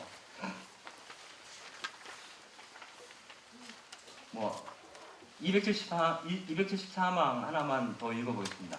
우리 그리스도인이 세상과 백성들 사이에 있어야 하는 이유는 우리가 곧 세상에 빛을 비추고 복을 빌어주고 활기를 불어넣고 일으켜 세우고 치유하고 해방시키는 사명으로 날인된 사람들이기 때문이다 라고 하는 얘기를 하고 계십니다. 여기서 우리는 프란시스코 교황의 발언을 통해서 예수님이 왜 당신의 후계자로 하필이면 무식하고 용감하다라고 우리가 보통 많이 이렇게 재미로 말씀을 하고 있는 베드로 사도를 택했는가에 대해서 후안 아리아스라는 분이 내가 믿지 않는 하느님이라는 책에서 설명하고 있는 부분을 조금 참조할 필요가 있겠다라는 생각을 합니다. 그분은 어떻게 얘기를 하냐면 후안 아리아스는 베드로는 스승을 이해했다기보다는 먼저 사랑한 사람이다 이렇게 얘기를 합니다. 자신의 타고난 결정으로 그분을 사랑했고 예수님을 배신한 이후로도 자신처럼 결점 많은 인간을 사랑했고 만일 베드로가 죄를 범한 뒤에 비통하게 울었다면 그것은 그분을 사랑했기 때문이다 이렇게 얘기합니다. 만일 베드로가 그의 죄가 그를 더욱 겸손하게 만들었고 그래서 타인을 위해 자신을 희생하고 헌신하는 일에 적합한 사람이었다라고 예수님은 판단하지 않았을까 생각하는 것입니다. 베드로는 가장 현명하지도 외계적이지도 가장 거룩하지도 않았지만 다른 사람을 누구보다 더 사랑했다라고 아리아스는 얘기합니다. 그래서 예수님은 그에게 내 어린 양들을 돌봐라 하고 말씀하신 것이 아닌가. 즉 우리에게 남는 것은 사랑뿐이라는 말씀을 하고 계시고요. 참고로 그 카드릭 워커 운동을 미국에서 시작했던 1931년부터 도로시 데이라는 여성 아시죠? 그분에 관한 일화가 여러 가지가 있는데 그 중에서 그 사람들을 그분이 어떻게 대하는가에 대한 두 가지 일화가 있습니다. 그 일화만 잠깐 소개를 해드리려고 합니다. 그 로버트 콜스라는 분이 있는데 이분이 그 환대받는 삶이라는 책을 쓰신 분이에요. 평전을요. 도로시데이 평전을 쓰신 분인데 이분이 처음 도로시데이를 만나러 갔을 때의 얘기예요. 만나러 가보니까 도로시데이가 어느 그 술 취한 여인하고 이야기를 나누고 있는 거예요. 근데 그 술 취한 사람이 어떻습니까? 한 얘기 또 하고 한 얘기 또 하고 또 반응이 시원찮은 막 고함도 지르고 막 그러지 않습니까? 근데 오랫동안 그렇게 얘기를 하고 있고 도로시데이는 그 옆에서 고개를 끄덕끄덕하면서 이렇게 이야기를 거들고 있는 거예요, 계속. 그러다가 도로시데이가 로버트 콜스라는 사람이 와 있는 걸 본 거예요. 그래서 잠깐 이야기를 중단하고 와서 콜스에게 이렇게 얘기를 한 거예요. 누구랑 대화하고 싶습니까? 술 취한 여인과 도로시데이가 만나고 있는데 도로시데이가 그 로버트 콜스한테 물어본 것은 이 여인과 자기 중에 누구와 이야기를 나누고 싶은 건지 궁금합니다라고 물어본 거예요. 일반적으로는 당연히 너를 만나러 왔겠지라고 생각하는데 그렇지 않은 거예요. 왜? 그 여인과 자기는 똑같은 인격인 거죠. 그 차이를 마음 안에서 깊이 느끼지 않는 거예요. 그 때문에 콜스가 그 여인을 만나러 왔을 수도 있다라고 생각하는 것이죠. 두 번째 이야기는 어느 귀부인이 도로시데이를 찾아와서 다이아몬드를 기증을 했어요. 다이아몬드 반지죠. 그랬을 때 그 도로시데이가 그걸 주머니에 넣고 있다가 그 자주 그 무료급식을 먹기 위해서 찾아오는 노파가 있었는데 그 늙은 할머니가 오자 그 할머니에게 그 다이아몬드를 그냥 줘버렸어요. 그러니까 봉사자들이 안 된다는 거예요. 말리는 거예요. 왜냐하면 저 양반이 저걸 갖고 어떻게 쓸지 믿을 수가 없다는 거예요. 오히려 그 반지를 팔아서 돈을 만든 다음에 그 노인의 전세금을 대준다거나 월세를 내준다거나 현실적으로 좀 대응해 주는 게 낫지 않느냐라고 얘기를 했어요. 그러니까 도로시데이의 대답은 그거예요. 다이아몬드는 귀부인들만을 위해서 창조되어지지 않았다는 거예요.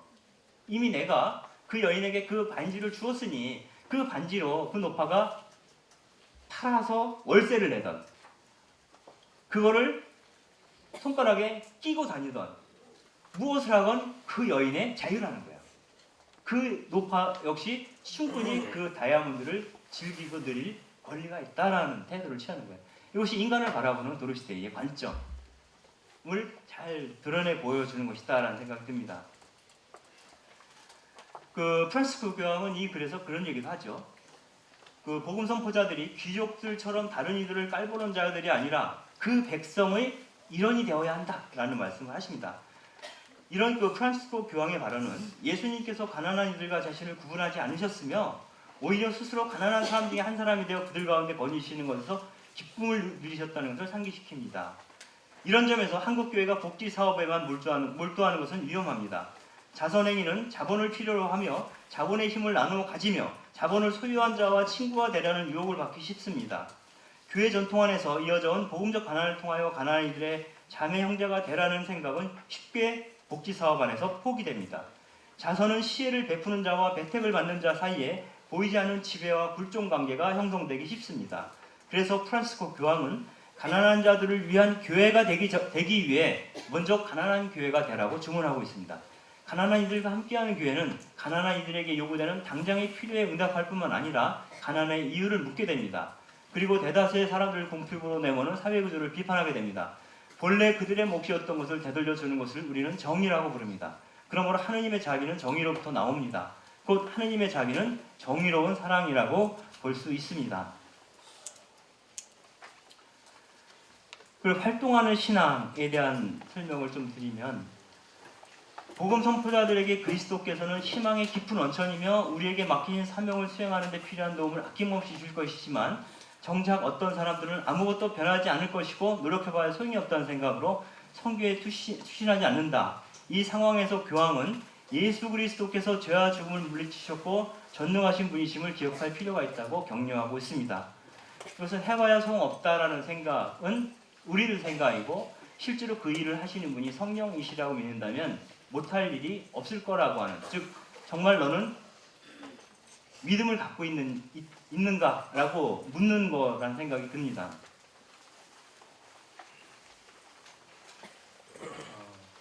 우리는 그 일의 성패에 따라 일이 일비하기 쉽다고 생각합니다. 때로 하느님의 일을 한다면서 그분보다 우리가 먼저 지치기 쉽고, 또 우리는 곧잘 하느님의 일을 한다고 하면서 그 일의 주도권을 자신이 갖고 있는 것처럼 여길 수 있습니다. 교황님께서는 복음 선포자의 유일한 희망의 원천이 그리스도임을 재차 확인시키고 있습니다. 중요한 것은 복음 선포자의 업적이 아니라 자신이 그분의 길을 충실히 걷고 있는지 묻는 것입니다. 희망 없이 사랑하라 라는 말이 있습니다. 여기에서 말하는 희망은 바라던 바를 성취하는 것이 곧 바라는 바를 성취하는 곧 그 성공이라고 말할 수 있는데요. 사제들은 자칫 눈에 보이지 않는 신앙보다 거창한 교회 건축을 통해 자신의 신앙심을 증명하고 싶어 할 수 있습니다. 더 많은 예비신자와 더 많은 헌금, 강론이나 성령 세미나 등을 통해 입심으로 신자들의 인기에 영합할 수도 있습니다. 평신도들의 경우에도 교회에서 얻을 수 있는 직함 때문에, 더 많은 영향력 때문에 수시로 본당에서 살다시피 하는 경우도 있습니다. 그러나 마음먹은 대로 성과가 나타나지 않으면 곧 좌절하고 신앙심도 바닥으로 곤두박질 수 있습니다. 이러한 희망 없이 사랑 자체에서 의미를 부여하는 신앙이 곧 성령께 의탁하는 삶이라고 볼 수가 있습니다. 우리가 복음 선포자로 일하더라도 그 복음 선포자로 우리가 일하는 궁극적인 이유는 우리 자신이 성인됨에 있다라는 생각이 듭니다. 그 길에서 우리는 복음 선포자로 사는 것이며, 사람들 사이에서 복음 선포자로 사는 또 다른 이유는 그 길에서만이 하나님의 얼굴을 만날 수 있기 때문입니다. 그분과 맺는 사랑을 확인할 수 있기 때문입니다. 이런 점에서 리지의 소아 데레사는 종교적 천재들에게만 비좁게 열려있던 성인의 길을 모든 이에게 활짝 개방한 성인으로 주목받을 만합니다. 첫 구절만 읽어보시면, 위대한 성인들과 나를 비교할 때 나는 분명히 알 수 있었다. 이들 성인이 걸어간 길을 나는 결코 가지 못할 것이다. 나는 엄격한 고행을 할 수 없으며 은수자처럼 사막으로 갈 수 없고 교회학자처럼 박식한 책을 쓸 수도 없을 뿐 아니라 복음을 전파하기 위해서 이기도의 나라로 갈 수도 없었다. 나는 성인들과 나를 비교하면서 그분을 구름까지 치솟은 산이라고 한다면 나는 사람들 앞에서 주목받지 못하는 작은 모래알과 같다는 것을 확인할 수 있다 라고 얘기를 하고 있습니다. 그래서 바로 그렇기 때문에 완전한 사랑에 도달하기 위해서는 작고 곧고 짧으면서도 간단한 그러한 새로운 길을 발견해야만 한다고 소아데레사는 이야기를 하고 있습니다. 소아데레사는 사랑은 사랑을 유혹한다라고 말을 했는데요. 사랑이 사랑을 불러들이는 그 길을 작은 길이라고 말했습니다. 여기에 필요한 것은 특별한 능력이나 지식이 아니라 평범한 일상 속에서 이루어지는 크고 강하고 성실한 사랑뿐이라고 말을 하고 있습니다. 주방의 냄비 옆에서 또는 외양간에서 환자를 간호하든 또는 환자가 데워 누워있든 작은 길 위에서는 사람이 땅바닥에서 바늘을 주워 올리든 황금 성전을 짓든 중요하지 않다라고 말합니다. 하느님께서는 우리의 거창한 행동을 보지 않고 그 안에 들어있는 사랑만을 보시기 때문입니다. 바로 이 소아데레사를 비오 11세 교황님이 남녀 모든 선교사들의 수호자로 선포하신 것은 참으로 놀랍다고 생각을 합니다. 실제로 소아데레사는 선교를 다닌 적이 없죠. 그럼에도 불구하고 작은 길을 통해서 선교사의 어떤 주보 성인이 되었다는 것은 오직 사랑만으로 일을 하는 것이 선교사들이다라고 이제 말씀하신 것 때문이라고 생각이 듭니다.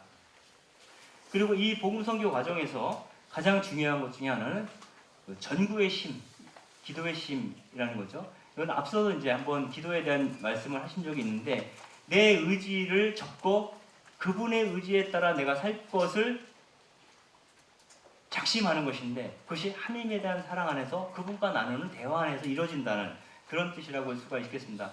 이 글에서는 이냐시오 성인의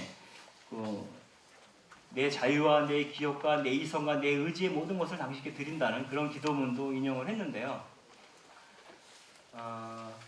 샤를르 두푸코의 기도문을 한번 잠깐 읽어보면서 진행을 하는 것이 맞겠습니다. 그 후코 성인께서 이렇게 얘기를 합니다.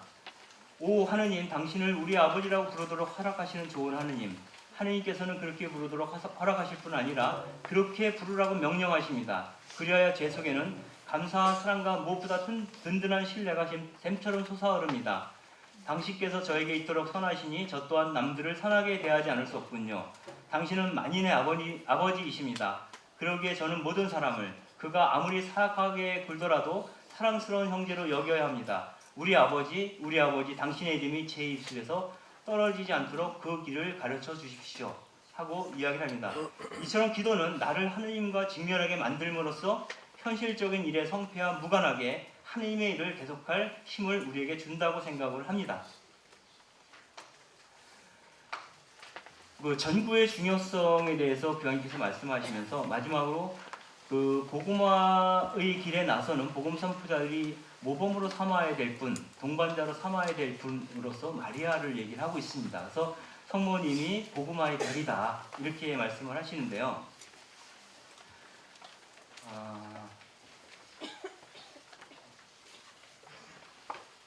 시간을 줄여야 되므로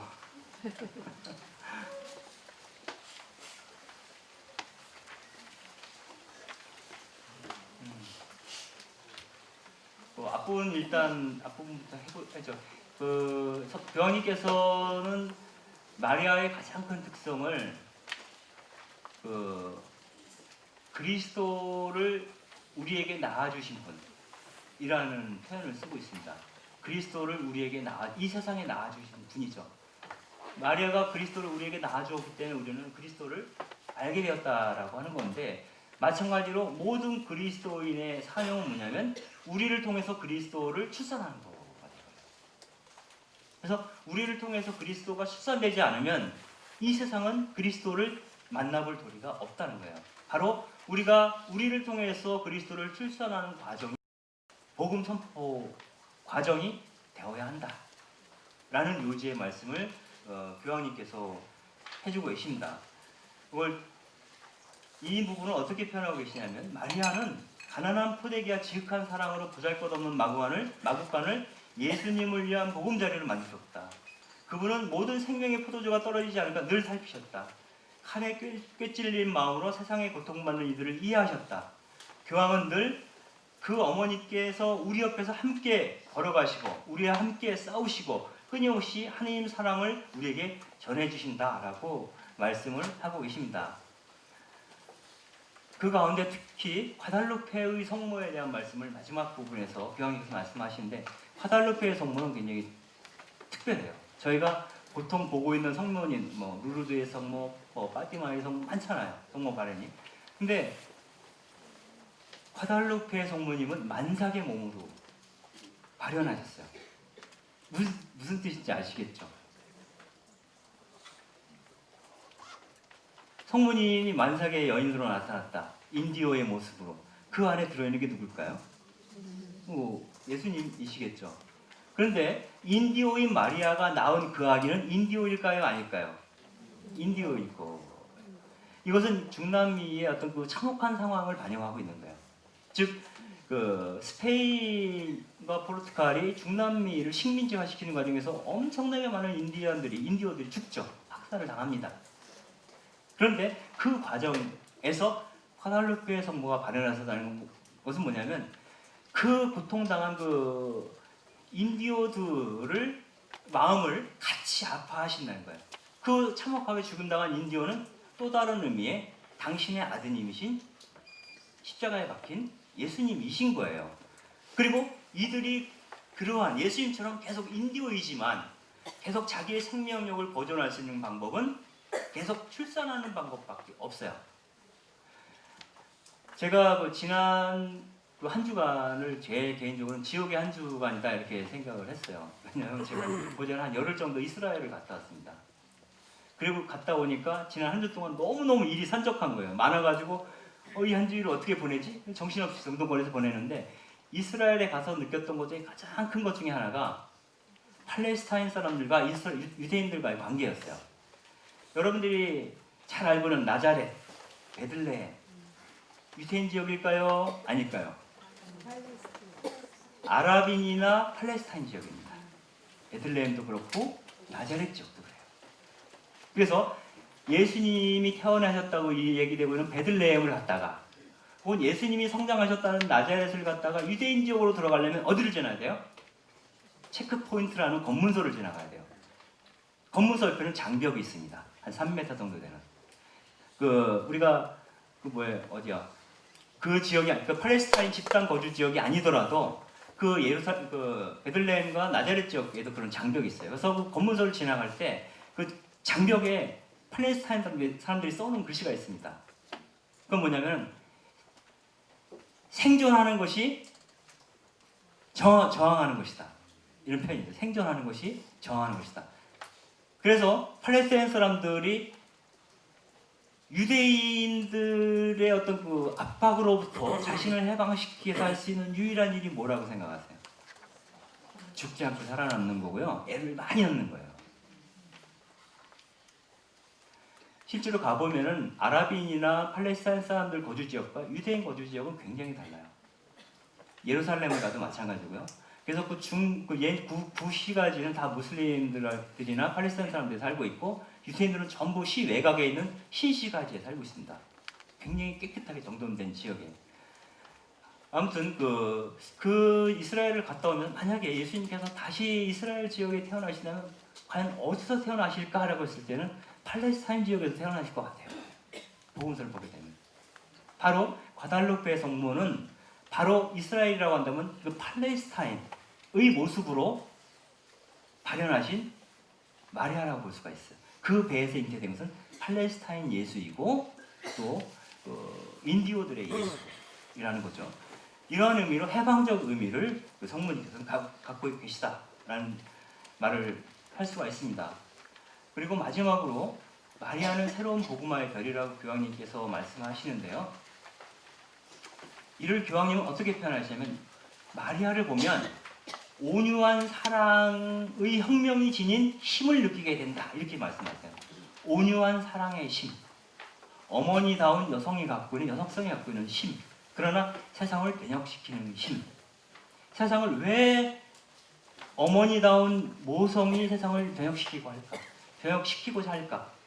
사랑 때문. 모든 세상 일을 사랑 때문에 라고 말할 줄 아는, 그렇게 발음할 줄 아는 사람들은 여성이라는 거예요. 특별히 어머니라는 거예요. 그리고 그 어머니의 상징이 마리아라는 거죠. 그래서 복음 선포자들이 가난한 백성들이 더 이상 가난하지 않게, 억압받는 백성들이 더 이상 억압당하지 않게, 굶주린 이들을 배부르게, 왕자를 차지하고 있는 이들을 끌어내릴 수 있는 어떤 힘들을 어디서 끌어오냐면 마리아가 갖고 있는 온유한 혁명의 힘으로부터 우리는 가져와야 한다라는 말씀을 교황님께서는 하고 계십니다. 그래서 마지막에 복음화의 별인 마리아께 드리는 기도문이 붙어 있습니다. 이 복음의 기쁨에는 이 중에 일부를 읽어보겠습니다. 교회가 스스로 자기 안에 갇히지 않고 하느님 나라를 세우려는 열정에 불타오르게 하소서. 새로운 복음화의 별이시여 친교와 봉사, 관대하고 열렬한 믿음, 정의와 가난한 이들을 위한 사랑에서 빛나는 증인이 되도록 저희를 도우시어 복음의 기쁨이 땅끝까지 다다라 그 빛이 온 세상을 두루 비추게 하소서라고 이야기를 하고 계십니다. 여기서 그 교황님께서 발견하신 마리아는 많이 픽가돼서 이야기하는 그 마리아를 보시면 맞을 것 같습니다. 물론 그 복음의 기쁨 뒷부분에서는 그 많이 픽한 얘기를 쭉 하고 있어요. 마지막으로 그 정리를 하자면 그 교황님께서는 그 5장에서 우리가 예수님과 눈길이 마주쳐서 그분의 사랑을 내 개인적 체험 안에서 녹여내고 그 사랑 안에서 세상 속으로 나아가서 그분을 발음하자, 그분을 드러내자. 그리고 1차적인 모델로는 마리아를 모델로 해서 우리가 할 수 있지 않겠냐 이런 얘기를 하고 계십니다. 그래서 정리하자면은 저는 제 5장에서 말하고자 하는 것은 교황님께서 말씀하셔서 사실상은 처음에도 말씀드렸듯이 단 한마디밖에 없다. 예수님께서 돌아가시고 부활하셨다가 다시 승천하실 때 요한복음서 마지막 부분에서 제자들에게 나타나시는 부분이 나옵니다. 갈릴레아 호숫가에서 그 낚시를 하고 있는데 오셔서 뭐 저쪽으로 그물을 쳐봐라 뭐 하시면 나중에 이렇게 땅과 고기 나눠주시는데 그 장면에서 예수님이 베드로한테 하신 말씀이 있어요. 너 나를 사랑하느냐? 이 말만 3번 하고 가셔요. 그래서 교황님께서는 복음의 기쁨을 통해서 우리에게 전하시고자 하는 말씀은 지금도 여전히 우리에게 그렇게 묻고 계시는 것 같아요. 난 널 사랑하는데 너도 나를 사랑하니? 이 말씀을 3번 하시는 거예요. 정말 사랑해? 정말 사랑해? 여기에 대해서 여러분이 베드로처럼 예라고 대답할 수 있다면 자신 있게 3번 다 자신 있게 그러면 그 자체로 이미 복음 선포자가 될 수 있는 자격, 조건을 온전하게 갖추신 것이다. 아마 이런 말씀을 하고 싶었던 게 아니실까라는 생각합니다. 사실은 오늘 마무리하면서 신승훈이 부른 You are so beautiful 이라는 노래를 들려드리려고 했는데 시간이 끝날 시간이 돼가지고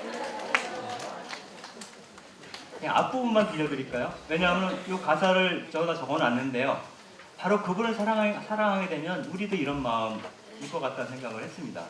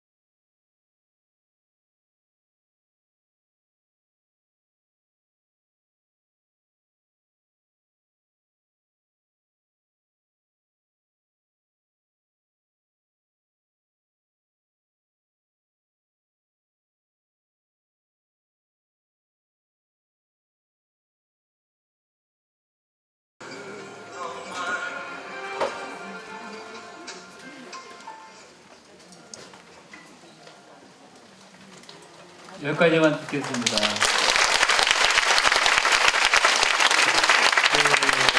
유아스 뷰티풀이잖아요.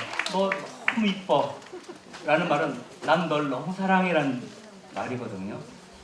그분을 생각할 때면 때로 교황님을 생각할 때도 너무 멋있어, 너무 아름다워, You are so beautiful 이라고 그 발음만 들어도 가슴이 저리게 아파와야지, 막 열이 떠야만이 정말 우리는 그분을 사랑하는 거고, 그 마음이 있어야만 복음 선포를 할 때 허방에 빠지지 않고 정말 그분의 길을 따라서 갈 수 있지 않을까. 그리고 맨 앞에서 우리 교황님께서 말씀하시지, 성령에 따라서 두려움 없이 담대하게 희류를 거슬러 발언하는 그 예언자로서 우리가 살아가고 그 신앙을 살 수 있지 않을까 이런 생각을 해봅니다. 너무 길게 해서 죄송합니다. 감사합니다. 네, 다시 한번 한강모님께 큰 박수 부탁드리겠습니다. 그래서 어쩔 수 없이 특단의 좀 조치를 내렸습니다. 저희가 끝나고 나서 질의응답과 그다음에 간단하게 좀 정리할 수 있는 말을 들으려고 했는데요. 여기 계신 수행도 많으시고 수도자 특징이 또 정해진 시간 잘 지켜야 되지 않겠습니까? 그래서 제가 정확하게 약속드릴게요. 6시 15분에 딱 맞춰드리겠습니다. 그래서 나가지 않으셨으면 좋겠습니다. 중간에 빠져나가는 모습을 보기가 힘들거든요. 그래서 제가 질의응답 대신에 여러분께 질문을 드리는 걸로, 주옥 같은 질문을 써왔는데 이거 아끼기 아까워가지고요. 그래서 여러분께 질문을 드리고 그다음에 오늘 주체를 한국 남자수도의 사도생활단 장상협의회와 여자수도의 장상연합회 그리고 가톨릭 지금여기가 세 군데가 동시에 같이 주최를 했습니다. 그래서 각각 주최하신 책임자분들의 인사말을 안 들을 수 없거든요. 그래서 그것까지 해서 6시 15분에 정확하게 맞춰드리도록 하겠습니다. 제 질문을 드리겠습니다. 서울에 살고 있는 환경활동가 김모 씨께서는 삶은 디테일이다 라는 슬로건을 걸고 매일매일 환경을 지키는 방법으로 카페에 텀블러를 가지고 다니고 식당에 가면 물을 따라주지 말라고 한답니다. 보편교회에서 이야기하는 복음의 기쁨이 아닌 한국 교회 내에서 복음이 기쁨이 되는 삶이 되기 위해서는 어떤 신앙의 디테일을 살아가야 하는지 교회 성직자, 교회 평신도, 교회 성덕의 수도자들의 관점으로 어떤 말을 스스로 할 수 있는지 그 질문을 드리겠습니다. 심포지엄 마치고 삶의 자리로 돌아가셔서 어떻게 복음의 기쁨을 삶의 디테일 안에서 실천할 수 있는지 그 질문을 마지막 질문을 드리면서 이 자리에 가톨릭 지금 여기 이사장님 이 자리로 박수로 모시도록 하겠습니다. 김원효 선생님 자리해주셨습니다.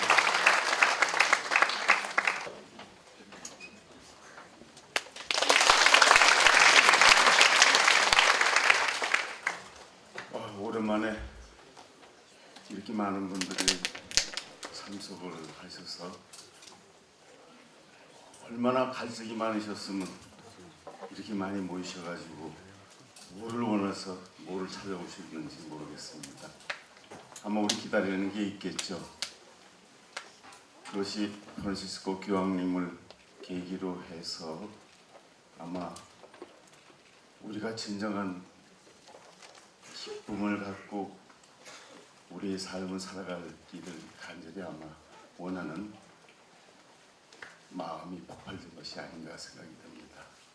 이제 뭐 듣고 말하는 것보다 그 기쁨을 가서 던집시다. 네, 감사합니다.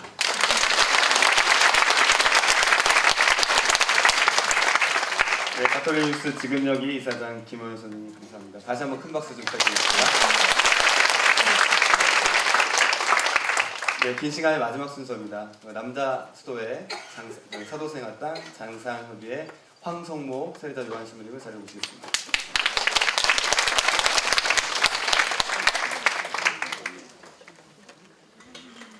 오랜 시간 수고 많았습니다. 유익한 시간 되셨나요? 네. 저도 한 3분이면 충분히 다 끝납니다. 3분만 참아주십시오.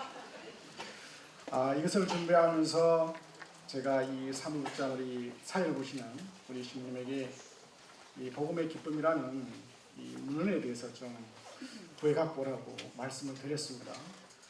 그런데 바로 전화가 왔습니다. 책이 없다고. 그러면서 또 오늘 사회를 이렇게 보면서 여러분들이 아셨지만 참 유능 있지 않습니까? 그런데 수사님께서 그날 저녁에 밤에 이걸 구해갖고 왔습니다. 어디서 구해갔는지 모르겠지만 구해갖고 왔습니다. 그 책을 이렇게 기다리면서 이런 생각을 해봤습니다. 특히 저도 이제 수도자고 또 여기 계시는 많았던 그런 우리 수님들, 또 수사님들, 시민들, 또 우리 평신도분들 왜 우리가 이렇게 관심이 있을까라는 생각을 했습니다. 그러면서 그 책을 한 장 한 장 넘기면서 느끼는 것은 내가 복음적으로 살지 못했구나. 우리가 복음적으로 살지 못했기 때문에 이렇게 우리가 관심을 가지는구나 라는 슬픈 저희 현실을 되돌아보는 시간을 가졌습니다. 모르겠습니다. 여러분들은 어떤지 모르겠지만 하여튼 제 개인적인 건 슬픈 그런 시간이었습니다. 제가 준비한 걸 간단하게 읽어드리겠습니다. 그냥 독후감식으로 썼기 때문에 현대 세계 복음 선포에 가나이어 주교와 신부 부재, 봉헌 생활자와 평신도에게 보내는 프란시스코 교황성의 교황 근고인 복음의 기쁨은 오늘날을 살아가는 우리 모두에게 성찰과 열정과 비전을 제시하고 있습니다. 성찰을 통한 변화, 열정을 통한 도전, 그리고 비전을 제시함으로 주어지는 기회를 놓치지 말 것을 말씀해 주는 것 같습니다.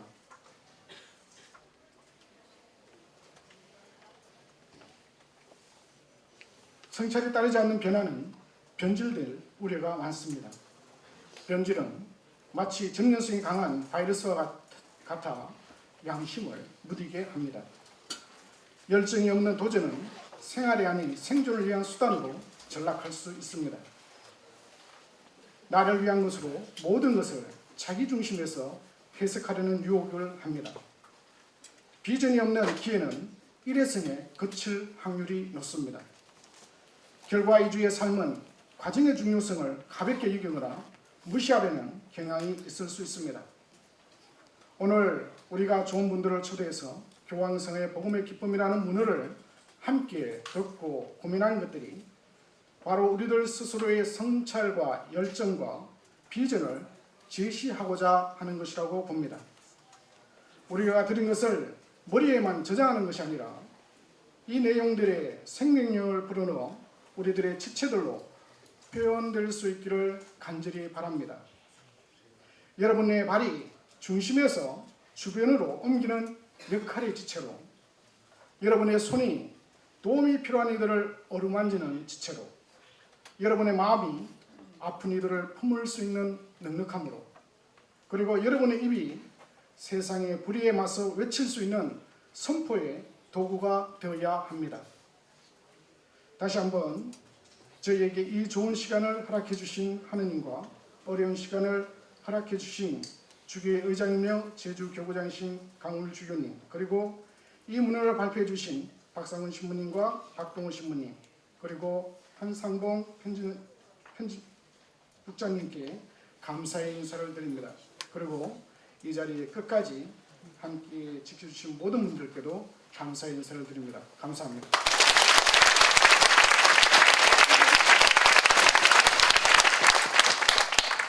네, 다시 한번 한국 남자수도의 사도생활단 장상여대 회장님이신 황성보 스님께 큰 박수 부탁드립니다. 예, 기쁩니다. 다 끝났는데 아직 5분이 남았다는 사실 행복합니다. 이제 마무리 멘트하고 이 시간 기쁘게 마치겠습니다. 훌륭한 발표를 해주신 발표자분들과 오랜 시간 오늘의 이 행사를 준비한 심포지엄 준비위원회, 수도자, 통신도들과 행사 기간 내내 열심을 아끼지 않았던 우정위원님들, 그리고 바쁘신 와중에 또 귀한 시간을 내주신 모든 분들께 진심으로 감사드립니다.